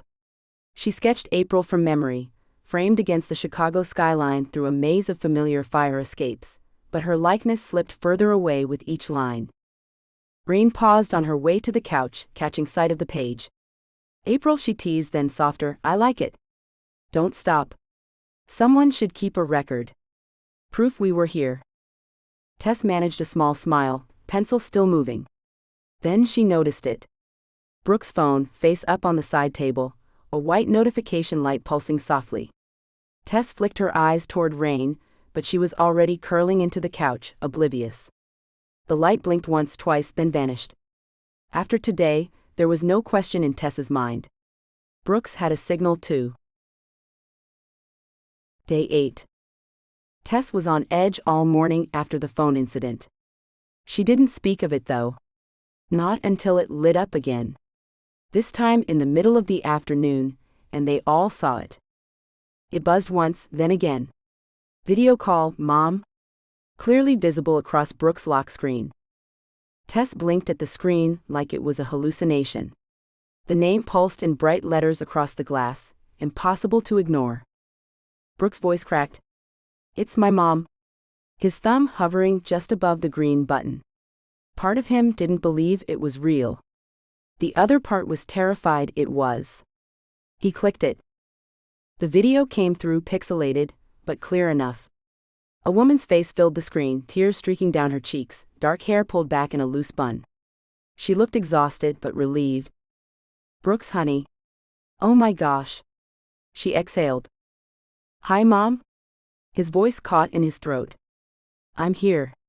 I'm okay. I'm so happy to see you. She cried just once, sharp and loud, then cupped her mouth. We thought you were dead. The news, it's been chaos. Chicago was dark. Everything east of the Mississippi, radio silence. But we've been waiting. Watching. Hoping. The group gathered slowly around him. Tess knelt beside the couch. Leo leaned against the wall, fingers tightening around a flashlight he wasn't using. Even Rain, arms folded tightly across her chest, moved closer. Where are you? Brooks asked. Portland, she said. We have power. Water. National Guard checkpoints are active, but people are calm. There's cleanup, of course. Rumors about cyber attacks. But nothing like what you're going through. An entire building came down next door, Tess said quietly. Please tell me it's not like that everywhere. His mom nodded. It's worse in some places. Atlanta, Detroit, Cincinnati gone. Full blackout. No police, no military, no official help at all. People are completely on their own. The only news is what's carried out on foot. But the rural areas, farmland, outskirts, they're mostly okay. The West Coast is holding. That's terrible, Tess said, shaking her head. But, how do you know all of this? Brooks gave a sharp shake of his head, as if to say don't start. His mom only smiled, sidestepping with another flood of reassurance. Leo managed to utter the question, burning in their minds. Have they said what caused it? They haven't confirmed anything. Just talk of misinformation, viruses, synthetic media. They're not sure what was real, but they're working on it. Have you heard from anyone in New York? Rain asked. Not directly. Cell towers are still blocked. If you have names, I can start crawling the sites tonight. She paused.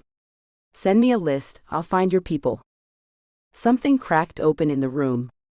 Not joy. But possibility. A lifeline.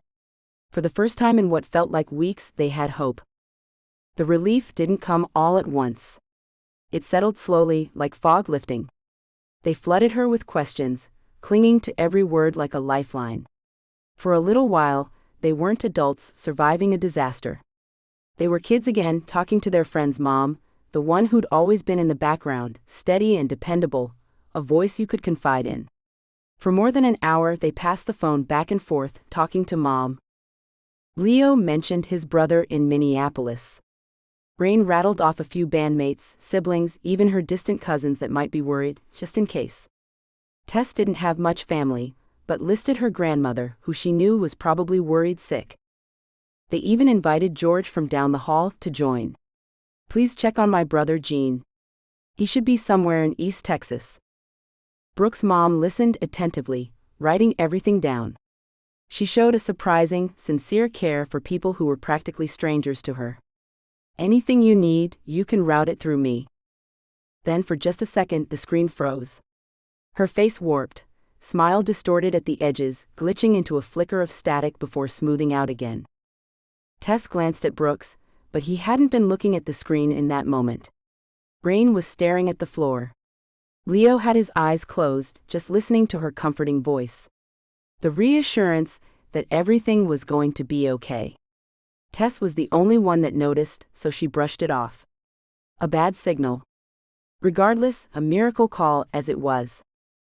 They didn't want to hang up. Even after they'd exhausted every topic they could think of.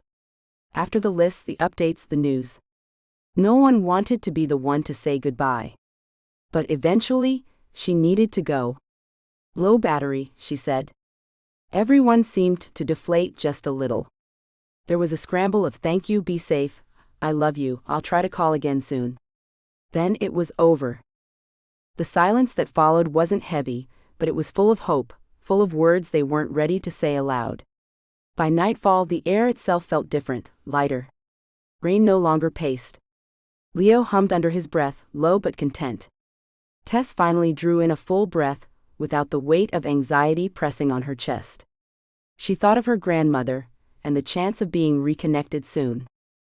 They lit more candles than usual, and opened a window for the first time in days. The breeze didn't feel like a threat anymore. Later that night, as the others drifted to sleep, Tess curled up near Brooks on the couch. He looked better. Lighter. She smiled just a little. The screen of his phone sat face up on the coffee table. Tess's eyes lingered on it. The camera light didn't blink. Not tonight. Day 9. Tess didn't ask Brooks to come this time.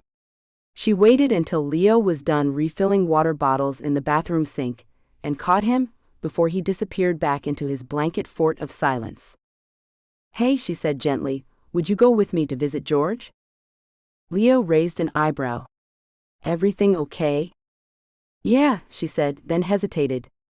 I just don't want Brooks tagging along. He got weird last time.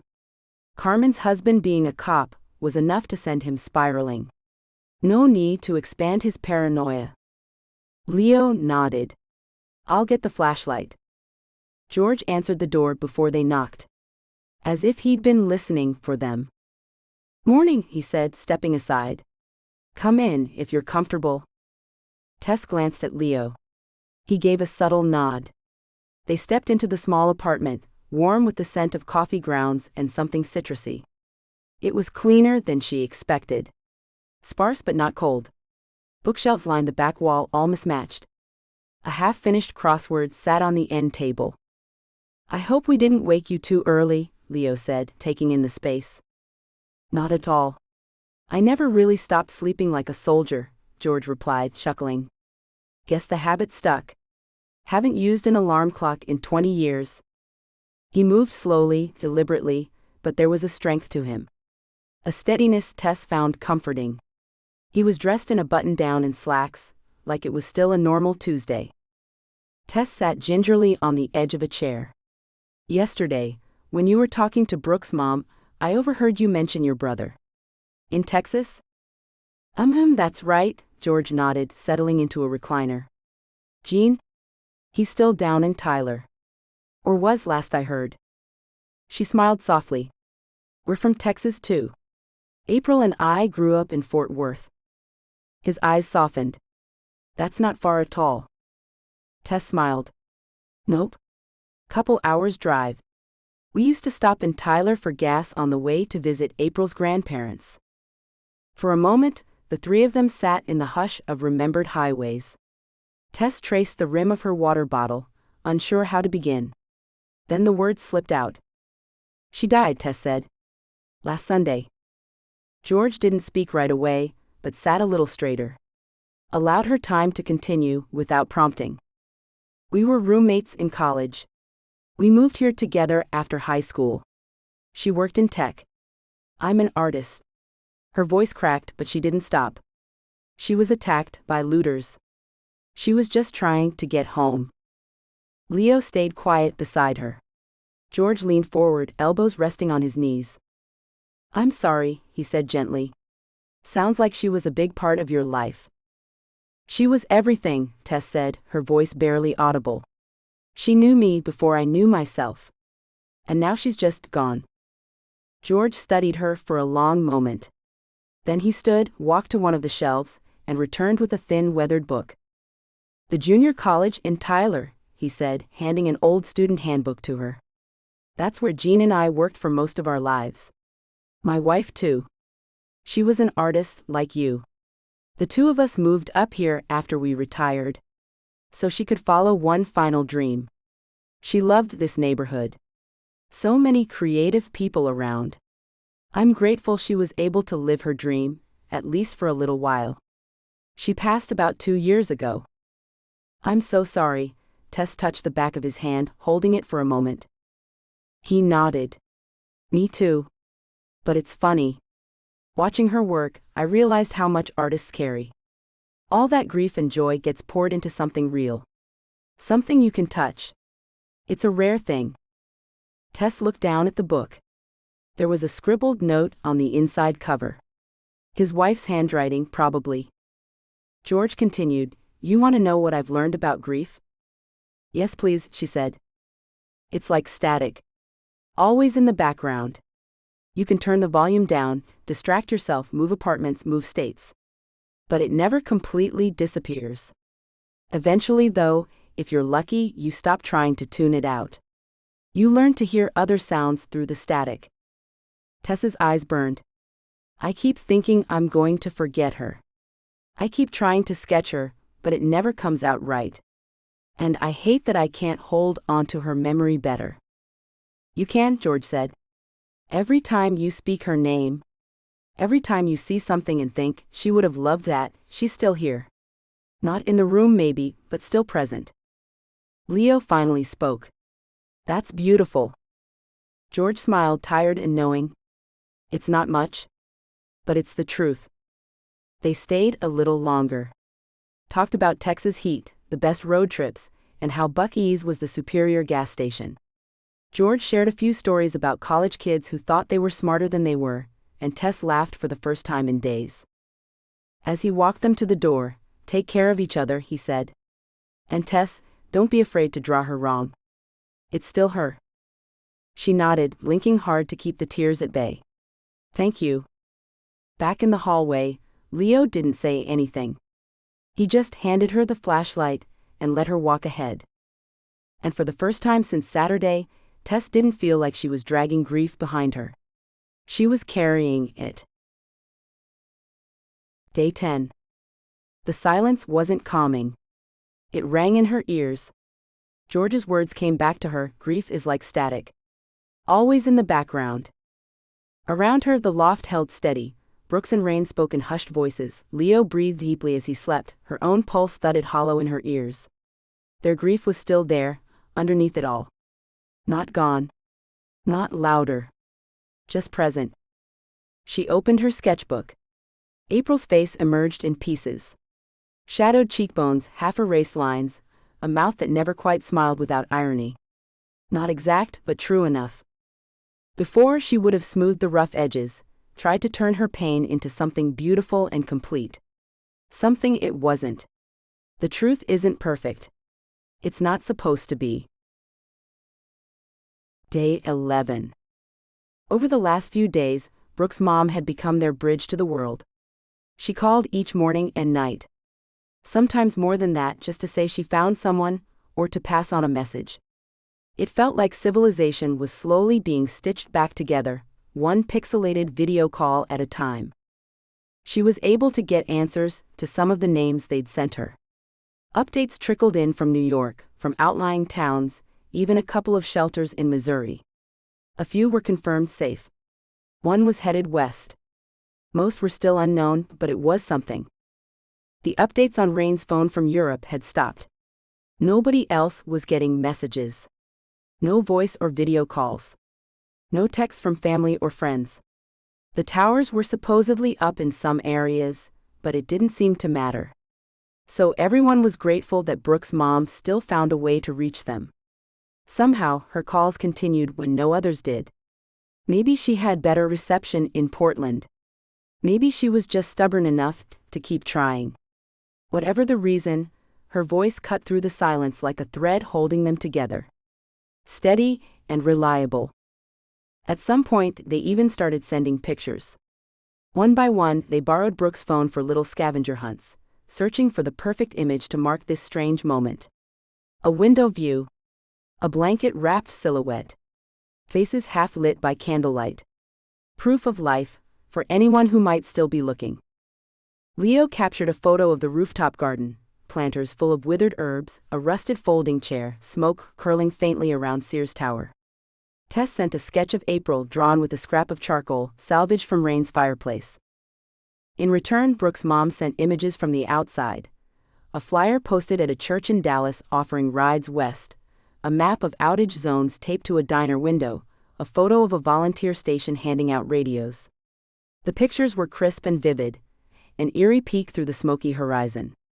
Some of the images were so profound and emotionally charged, it felt as if they were viewing an unpublished National Geographic article. In the evenings, after the last call, things would typically settle into a quiet rhythm. Everyone retreated to their spaces, replaying in their minds fragments of whatever news was shared. The room would stay dim and warm, lit by the amber glow of a single candle. Sometimes Tess would sketch in silence. Leo strategized their defense in his head, considering every possible argument. It didn't solve anything, but it kept his mind sharp. Brooks, though, he often wandered off on his own. Down the hall or up to the roof. Wherever he could find a private space to think. On this night, Tess got up for water. She tried to be quiet. The rest of the group was asleep or pretending to be. She tiptoed past Leo, who stirred but didn't wake. Brooke's voice floated in from the stairwell, low and hushed. She paused at the door to listen. No, she was the one who built it, he was saying. We just didn't stop her. A pause. I know, Mom. But if we explain it right, if it's framed the right way, it's not like we intended for everything to collapse. A longer pause. There's a drive. She gave it to me. The original code. April said it could be used to stop the spread. Shut it down. That's exactly what she said. I don't think the others know, but I still have it. Tess's breath caught. He kept going. I don't know. Maybe if it got into the right hands, it could be fixed. Or reversed. But if we hand it over, we'll have to tell them what happened. Then Brooks added, quieter this time, we just have to say April did it. We have to. But Rain is the only one who agrees with me. The others, especially Tess, they want to tell the whole truth. Regardless of the consequences. Tess's heart pounded, her head spinning as she braced against the doorframe, afraid she might pass out. She turned carefully, making no sound, and slipped back into the loft. Everything looked the same, but something inside her had shifted. Her faith in Brooks was gone. He couldn't be trusted with the drive, not after this. While the others slept, Tess crept into the back room and began methodically searching. The bin under the bed. His jacket pockets. It took longer than she expected, but eventually, tucked into the side pocket of Brooks' leather messenger bag, the one he used to carry to work, she found it. A slim battered thumb drive, wedged between the soft folds of a half-used pack of tissues. She squeezed it tight in her palm. So this was it. April's failsafe. The thing she lost her life for and Brooks had kept secret. She waited. When the front door finally creaked open, Tess stood in the middle of the room, holding the drive. What the hell is this? She said, loud enough to wake the others. Leo stirred first, rubbing his eyes to see clearly. Rain walked in, what's going on? Brooks was frozen in place. You lied, Tess said. Her voice was shaking now. You hid this. You told us so many times that April wiped the code. Did she really? Or did she trust you due to the right thing? You let us think. Brooks raised his hands, motioning Tess to pause, eyes wide, suggesting she lower her voice. But the damage was done. Everyone was awake now, watching, but they didn't interject or come to his defense. Tess continued, waving the drive in the air for Leo and Rain to see. He had this the entire time. It's April's original code. We should have tried to stop this. Days ago. And to make everything worse, you're blaming April for everything. I heard you tell your mom. Brooks struggled to recover. I don't want her to take the fall either, if that's what you're thinking. I'm just trying to protect us. She was trying to stop it, Tess snapped. She died trying to fix what you all did. Tess, you don't understand. I understand you're rewriting history with her gone. I see you whispering to Rain, behind my back. Over and over. I'm such an idiot. He didn't deny it, or attempt to defend himself. He betrayed Tess. There was nothing he could say or do now to change that fact. He watched as she turned to walk away, his inaction answer enough. Tess moved her things out of the back room. She didn't have much, just a pillow and blanket, her sketchbook and April's scarf. She took a spot on the floor near Leo, laying down beside him. I guess Brooks was right about one thing, she thought. Leo will always be there for me. Brooks lingered in the doorway, watching her, unsure if he should try to change her mind. He didn't. Whatever they once were, this was the end. Day 12. After Brooks' betrayal, Tess just wanted to go home. She found Leo by the window. She didn't ease into it. I want to leave, she said. Tonight. Leo turned, a confused expression stretching across his face. What do you mean? Where are you going? I mean, let's go. I want to go home. Our place. Our stuff. I want to sleep in my own bed. He blinked, then gave a dry laugh. Come on. You saw what happened last time we went out. Someone attacked us, and we barely made it back. She crossed her arms.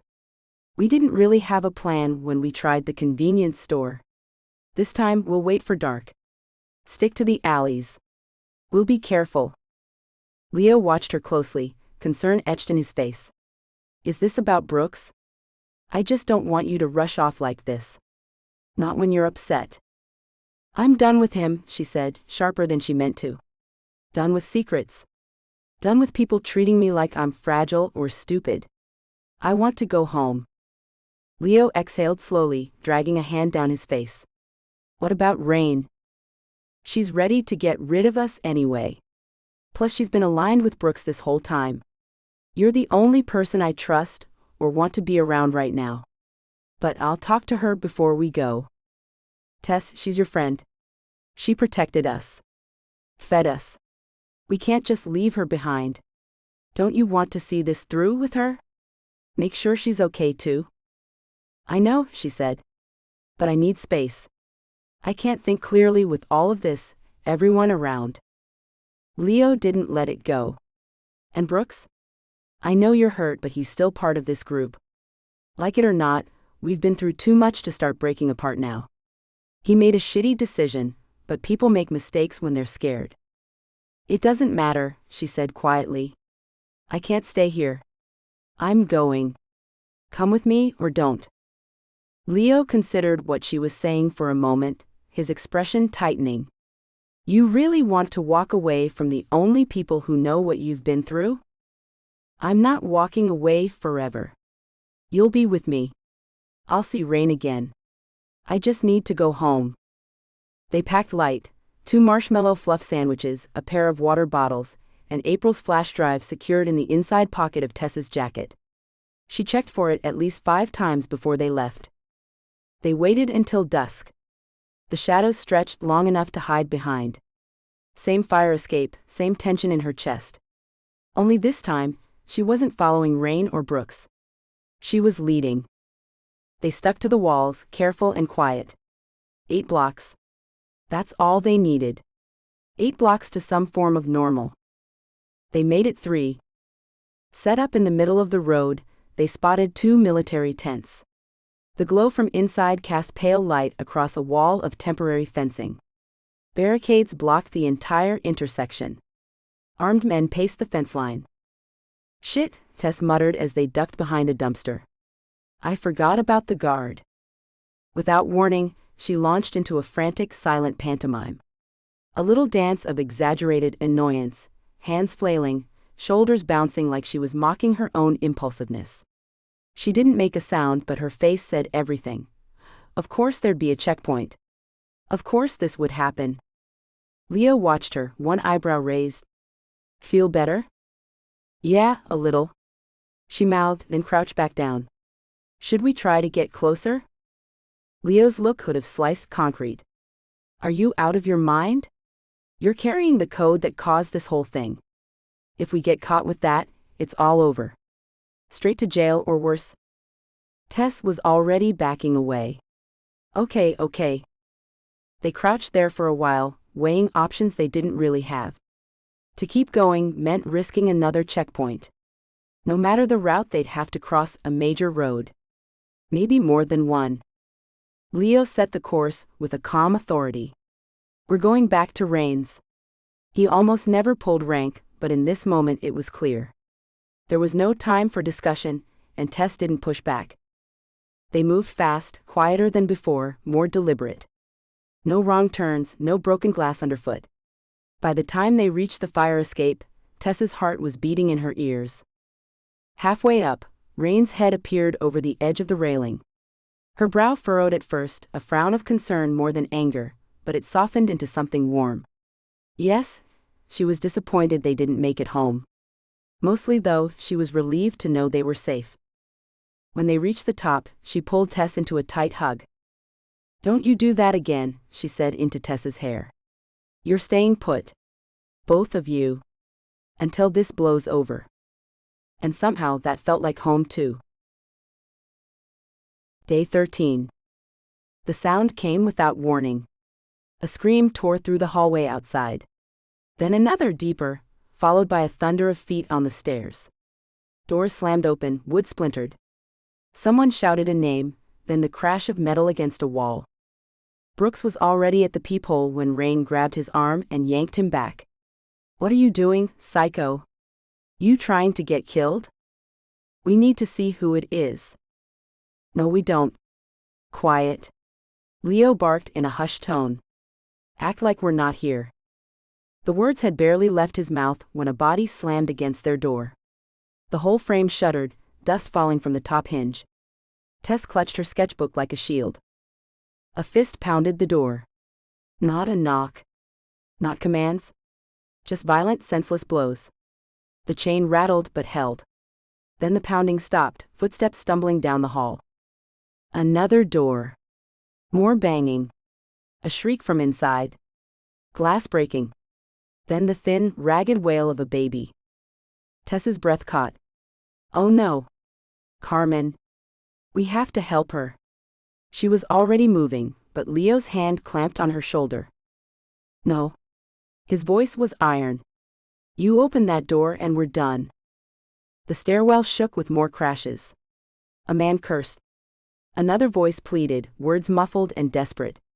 Then, after one final slam, the chaos bled down the stairs, echoing into the lower floors. They remained frozen. Minutes ticked. Rain hugged her knees tight against her chest. Brooks grumbled under his breath, but didn't move closer to the door. Tess strained to hear anyone or anything. Then a voice cut through the hall. Steady. Familiar. All clear. It was George. Before Leo could stop her, Tess unlatched the chain and yanked the door open. Tess, he hissed, but she was already out. The hall was wrecked with scattered papers, a broken lamp, a door hanging loose on bent hinges. Carmen's apartment. She stood just inside, clutching her youngest against her hip, the two older kids pressed close. Her face was pale, eyes wide, but she let out a shaky breath when she saw Tess. Tess hurried to her, brushing broken glass from a chair and guiding the kids onto it. She touched Carmen's arm. It's okay. You're safe now. Carmen's lip trembled as she nodded. There were two men. They shoved us around, waved a gun, but mostly they just tore through everything. Like they were looking for something. I'm not sure what. She swallowed, eyes darting to the wreckage. They found some cash in a drawer. My grandma's rings. Then they were gone. Tess rubbed the back of the youngest boy until his cries softened. You're not alone. We'll figure this out. But Carmen shook her head, pulling the kids close again. We'll be okay. Just go. Please. George stood by the open door, flashlight still in hand, eyes sharp. He gave Tess a grim nod. I'll make sure they have a safe place tonight. Back inside the loft, the air was tense. Leo locked the door, shoving a chair under the handle. Rain collapsed on the couch, pale as chalk. Brooks paced in the middle of the room, restless energy humming off him. That wasn't random, he said quietly. They were searching. Tearing things apart like they expected to find something. His eyes darted to Tess and Rain, then to the front door. What if they were looking for the drive? What if they just hit the wrong apartment? Rain's stomach knotted. She rubbed her arms like she was cold. The guard doesn't care about us. If they did, this wouldn't have happened. We're on our own. Brooks exhaled hard, on our own in a loft with no food and no way out. And now people are tearing through doors, looking for something we actually have. Tess rolled her eyes. You're being paranoid. How would they know? Unless your mom said something to someone? If that's the case, this is all your fault. Her words landed sharply, leaving a jagged silence between them. Brooks paced toward the window only to turn back. Rain kept her eyes on the floor, arms wrapped tight around herself. The tension pressed in, thick as the night outside, until Leo finally moved. He checked the locks again, one by one. He slid the chair tighter under the knob, adjusted the bolt, then made another slow circuit of the room. It was routine by now, but no less urgent. Day 14. The loft was quiet. Sleep was the easiest way to pass time and stretch what little food they had left. Brooks' phone buzzed just after sunrise. He snatched it from the table, careful not to let anyone else see the screen. But Tess was on alert, watching from the other side of the room. Video call, Mom. He stepped out onto the fire escape. The call connected. His mother's face flickered onto the screen. Tired but polished and smiling. Hi, sweetheart. Mom, Brooks said flatly. She tilted her head. Rough night, sweetie. Listen, I found someone that can help with the drive. Agent Smith. They're going to contact you soon. His jaw dropped. Agent Smith? That sounds like the FBI. You told the FBI? She frowned. Brooks, this isn't about you. It's about helping everyone else. We have to stop it. The early morning chill bit at his skin, but it barely registered. His mother's voice sounded like it was coming from 1,000 miles away. Clean, composed, and completely alien. You didn't even ask me. You just decided. He felt his throat tighten. What exactly did you tell them? Did you give them my name? Or tell them how you know me? Are they going to come here? She blinked, then smiled again. Well, yeah. I told them you had the drive. You didn't say I couldn't tell anyone. Actually, you said we should get it into the right hands. You've always had good instincts. Mom, that wasn't a green light to announce it to the world. Tess is going to kill me. Her smile dropped and her voice changed. Sharper. More direct. Deep Sweep is still active in pockets we can't control. You said April's copy is pure. That's valuable. Brooks froze. Confused. What is Deep Sweep? Is that what the news is calling it? Her face softened instantly. Oh. That's right, sorry. I thought you mentioned it before. Maybe it was the news. Tess, still inside, couldn't hear the words. But she saw Brooks' face draining of color. Then his mom's smile returned. Warmer, maternal, with just the right edge of worry. Honey, please. You can't live like this forever. I understand you're scared. But we're so close to fixing this. You could help everyone. Just give them the file. Brooks' voice cracked. I'm not handing it over in person. Fine, she said gently. The images have been going through, right? Try messaging it to me. Attach it as a file. Then I'll take care of it from there. He glanced behind him to see if anyone was listening. Tess was still sitting across the room, but no one else was around. I'll try, he said. Tess took the drive from me, and she's not going to just hand it over. Then don't ask, his mom said too smoothly. You're trying to save lives, Brooks. She'll understand. Eventually. He reluctantly dipped his chin in agreement. You're doing the right thing, honey. She flashed a final reassuring smile before ending the call.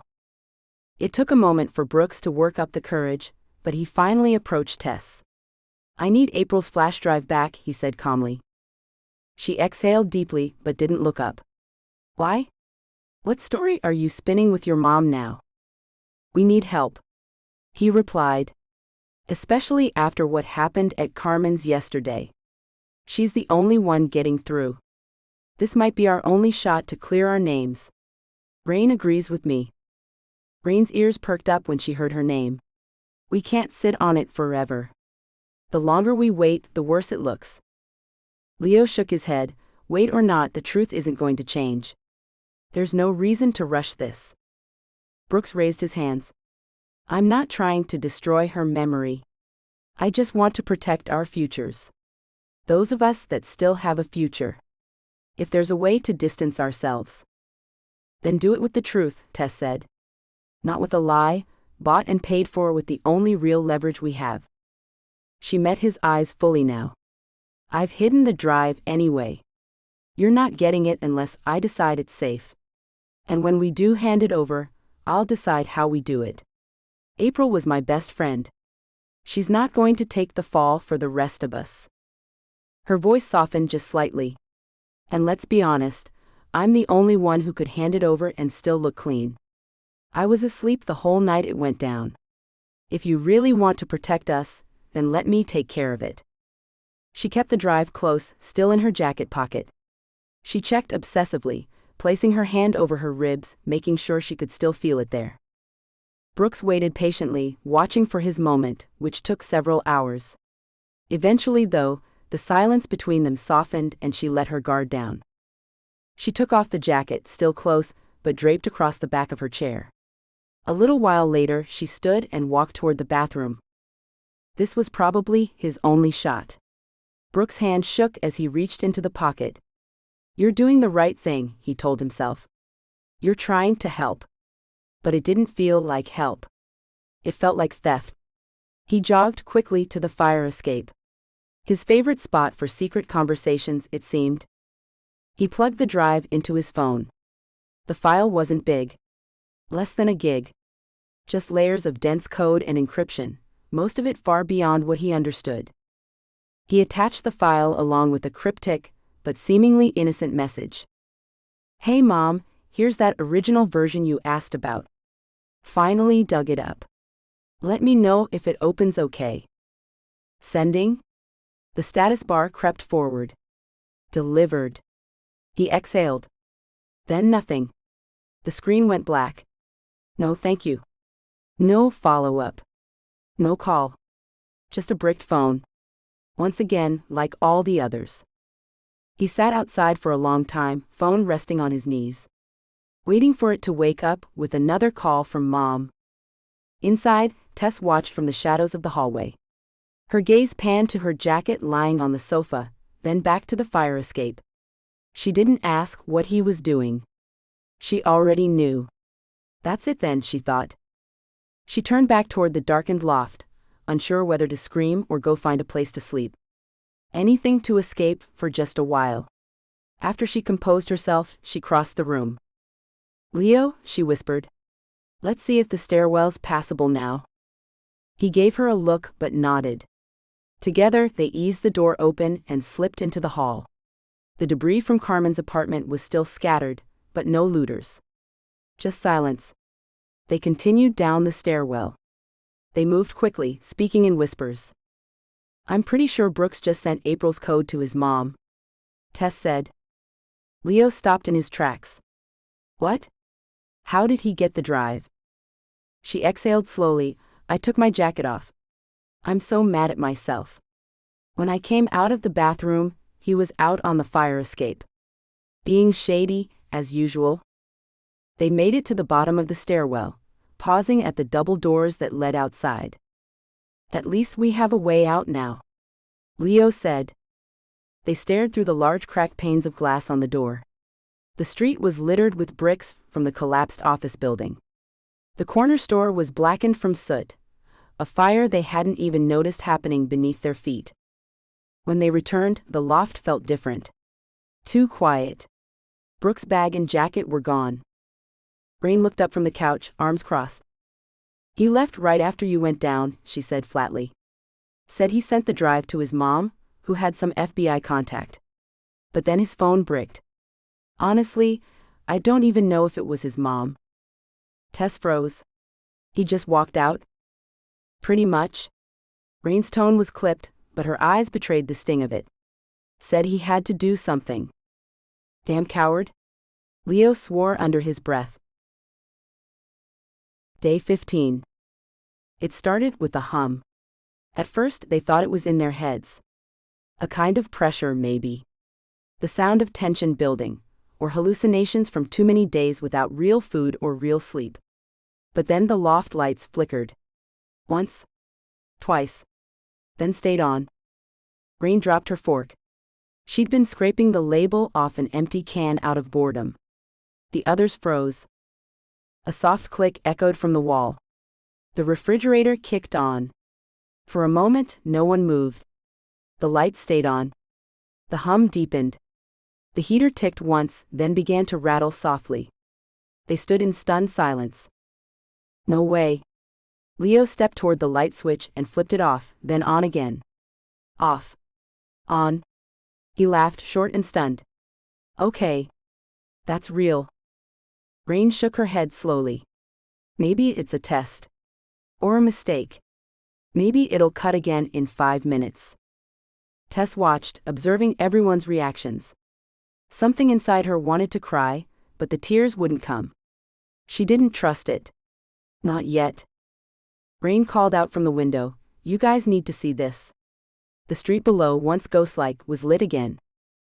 Porch lights blinked on. A neon sign sputtered back to life over the convenience store. Street lamps seemed so foreign at this point. Almost extraterrestrial, lining the block like a landing strip. From the building across the street they could hear joyful screams. Then came the surge. All at once, phones across the loft lit up, chiming with missed messages, syncing alerts, crashing under the weight of 15 days of silence. Laptops booted. Screens glowed. A forgotten Bluetooth speaker somewhere in the corner groaned to life, with half a beat of static. Leo's phone buzzed so hard it nearly fell off the table. "I can't believe it," he said, scrolling. "It's my mom, brother, my entire family." Rain clutched her phone like a relic brought back from the dead. She laughed, a sharp raw sound. Tess's phone lit up, screen cracked but responsive. "Grandma. April's mom. Unknown." One after another. The nightmare, it seemed, was over. They spent the next few hours sitting in a circle on the floor, trading updates from friends and family, reading headlines, even watching videos. Actual videos. Portland was fine. Most of California, too. The Midwest was stabilizing. The East Coast was still glitchy, but aid was on the way. People were calling it a cyber attack. Others blamed foreign disinformation networks. No one knew the truth. Not the whole truth. At least not yet. It wasn't until the adrenaline wore off that Tess felt the unease return. Her mind went back to that last call between Brooks and his mom, the way the color drained from his face. He sent her the code, and now the whole city was glowing like nothing had ever happened. "I can't believe he actually did it," she muttered, not realizing she'd spoken aloud. Leo looked up. It was a huge gamble. "Let's just hope we can trust whoever has the code now." Rain lifted her hands in a helpless gesture. "Guys. Look around. The power's on, phones are buzzing, people are alive again."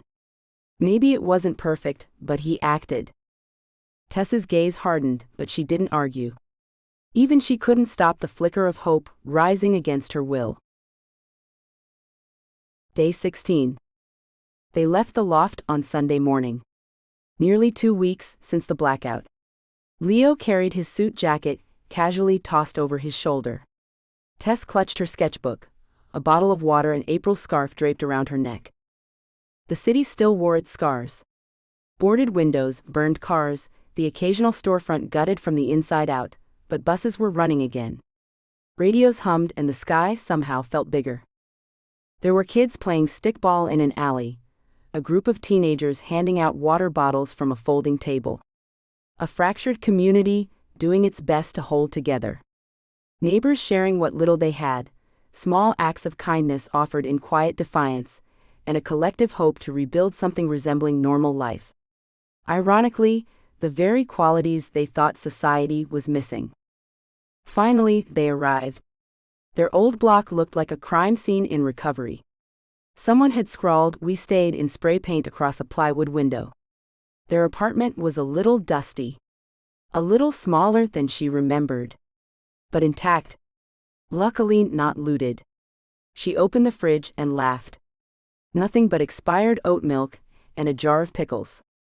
"We're home," Leo said. And the days began to pass. Rain left on Monday. No dramatic exit. No final speech. Just a group text. Heading out. The band is doing a West Coast run while everyone's still half feral. Stay safe, weirdos. Tess didn't respond. Neither did Leo. The thread died in silence. Brooks never resurfaced. Tess suspected he was running. Not from the fallout, but from the version of himself he couldn't bear to face.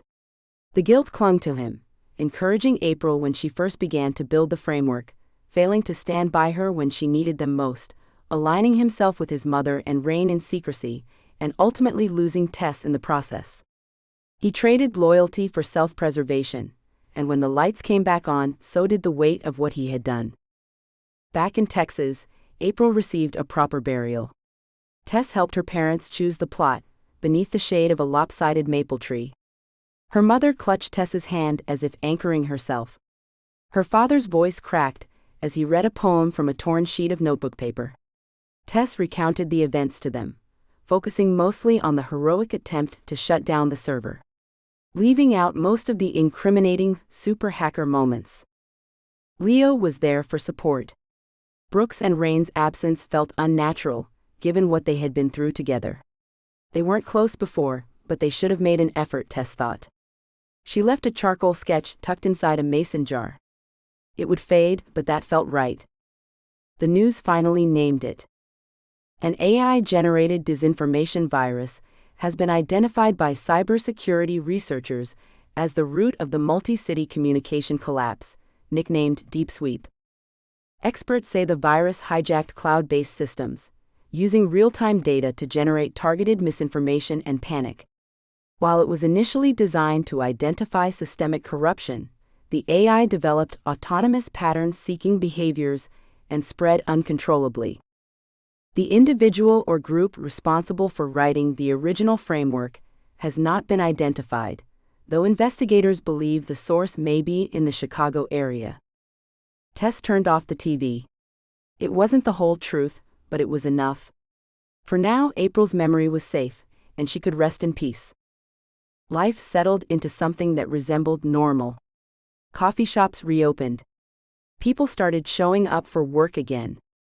The internet was restored slowly with more restrictions. But something had changed in the way people looked at each other. They understood now how thin the veil of reality really was. Day 365. She hadn't planned to mark the anniversary, but when the doors opened, it felt inevitable. Same city, same gallery, 1 year since her world flipped inside out. A few months earlier, the new owner, Zoe, had reached out. "I've been following your Deep Truths project," she'd said. "Great stuff. I'd love to feature your work." Tess wasn't hiding the project, but she hadn't spoken publicly about it either. So she found it curious that Zoe knew about it at all. Still, the pull to step back into the public eye had been growing. It was time to keep moving. Her style was still dark and haunting, but her focus had shifted outward. This time she wasn't hiding behind the inky images, she was pulling shadows into the light. The centerpiece of the show stood nearly 5 feet tall, a woman in a CTA uniform, proud at first glance, but the shadow behind her twisted into a creature with 8 arms and a mouth full of hornets. The entire collection circled the same theme: ordinary people reshaped into extraordinary monstrous forms. Not because they were evil, but because of the unseen layers beneath their everyday facades. Patrons drifted between canvases, enjoying their evening as if the world hadn't nearly ended months ago. The Deep Sweep scandal had faded from headlines, the city had moved on.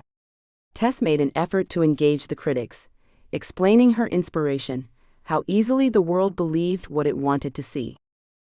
As she scanned the crowd waiting for Leo, her phone buzzed. Then Zoe's. Then nearly every phone in the room.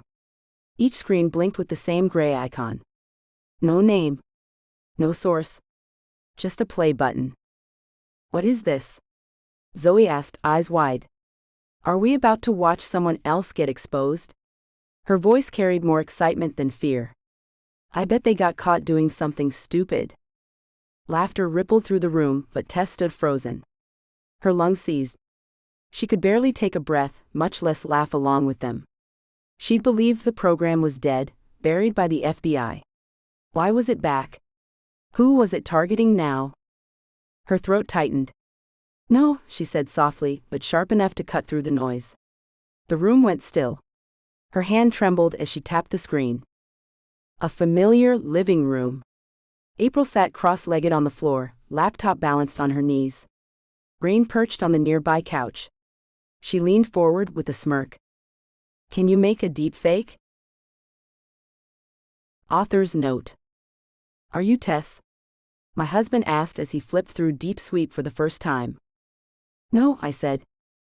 "Are you April?" "No." "Well, who are you then?" "The truth is, I'm none of them, and I am all of them." I share Tess's love for printmaking and April's comfort in the tech world, though nowhere near as skilled. I'm loyal like Leo and a skeptic like Rain. And while I'd love to say I have nothing in common with Brooks, he came to life through me too. The bones of Deep Sweep came to me in a dream, in February 2025. I woke the next morning and started typing. Like all dreams, it was fragmented, an art show, a deepfake virus, a power outage, loss and betrayal among friends. From there, I began stitching in the missing pieces using parts of myself. I'm not a trained writer, so when the characters started making choices beyond my own experience, I was caught off guard. Even now, I'm left with many of the same questions you might have. What did Rain's stalker really see on the surveillance video? What did Brooks do to her that could have provoked the virus? Where is Carmen's husband? And what job could April have possibly done that earned her enough for Van Cleef? I have my suspicions, but I'm still discovering the answers. Thank you for joining me on my first real plunge into writing. I jumped in feet first and sank straight to my elbows. Still, I think I'm hooked. I'm learning, growing, and writing more every day. In 2026, I hope to explore at least a few of those unanswered questions. Maybe a prequel following April's journey into her secret double life? Please reach out. Let me know what you think. With gratitude, PHIIPS.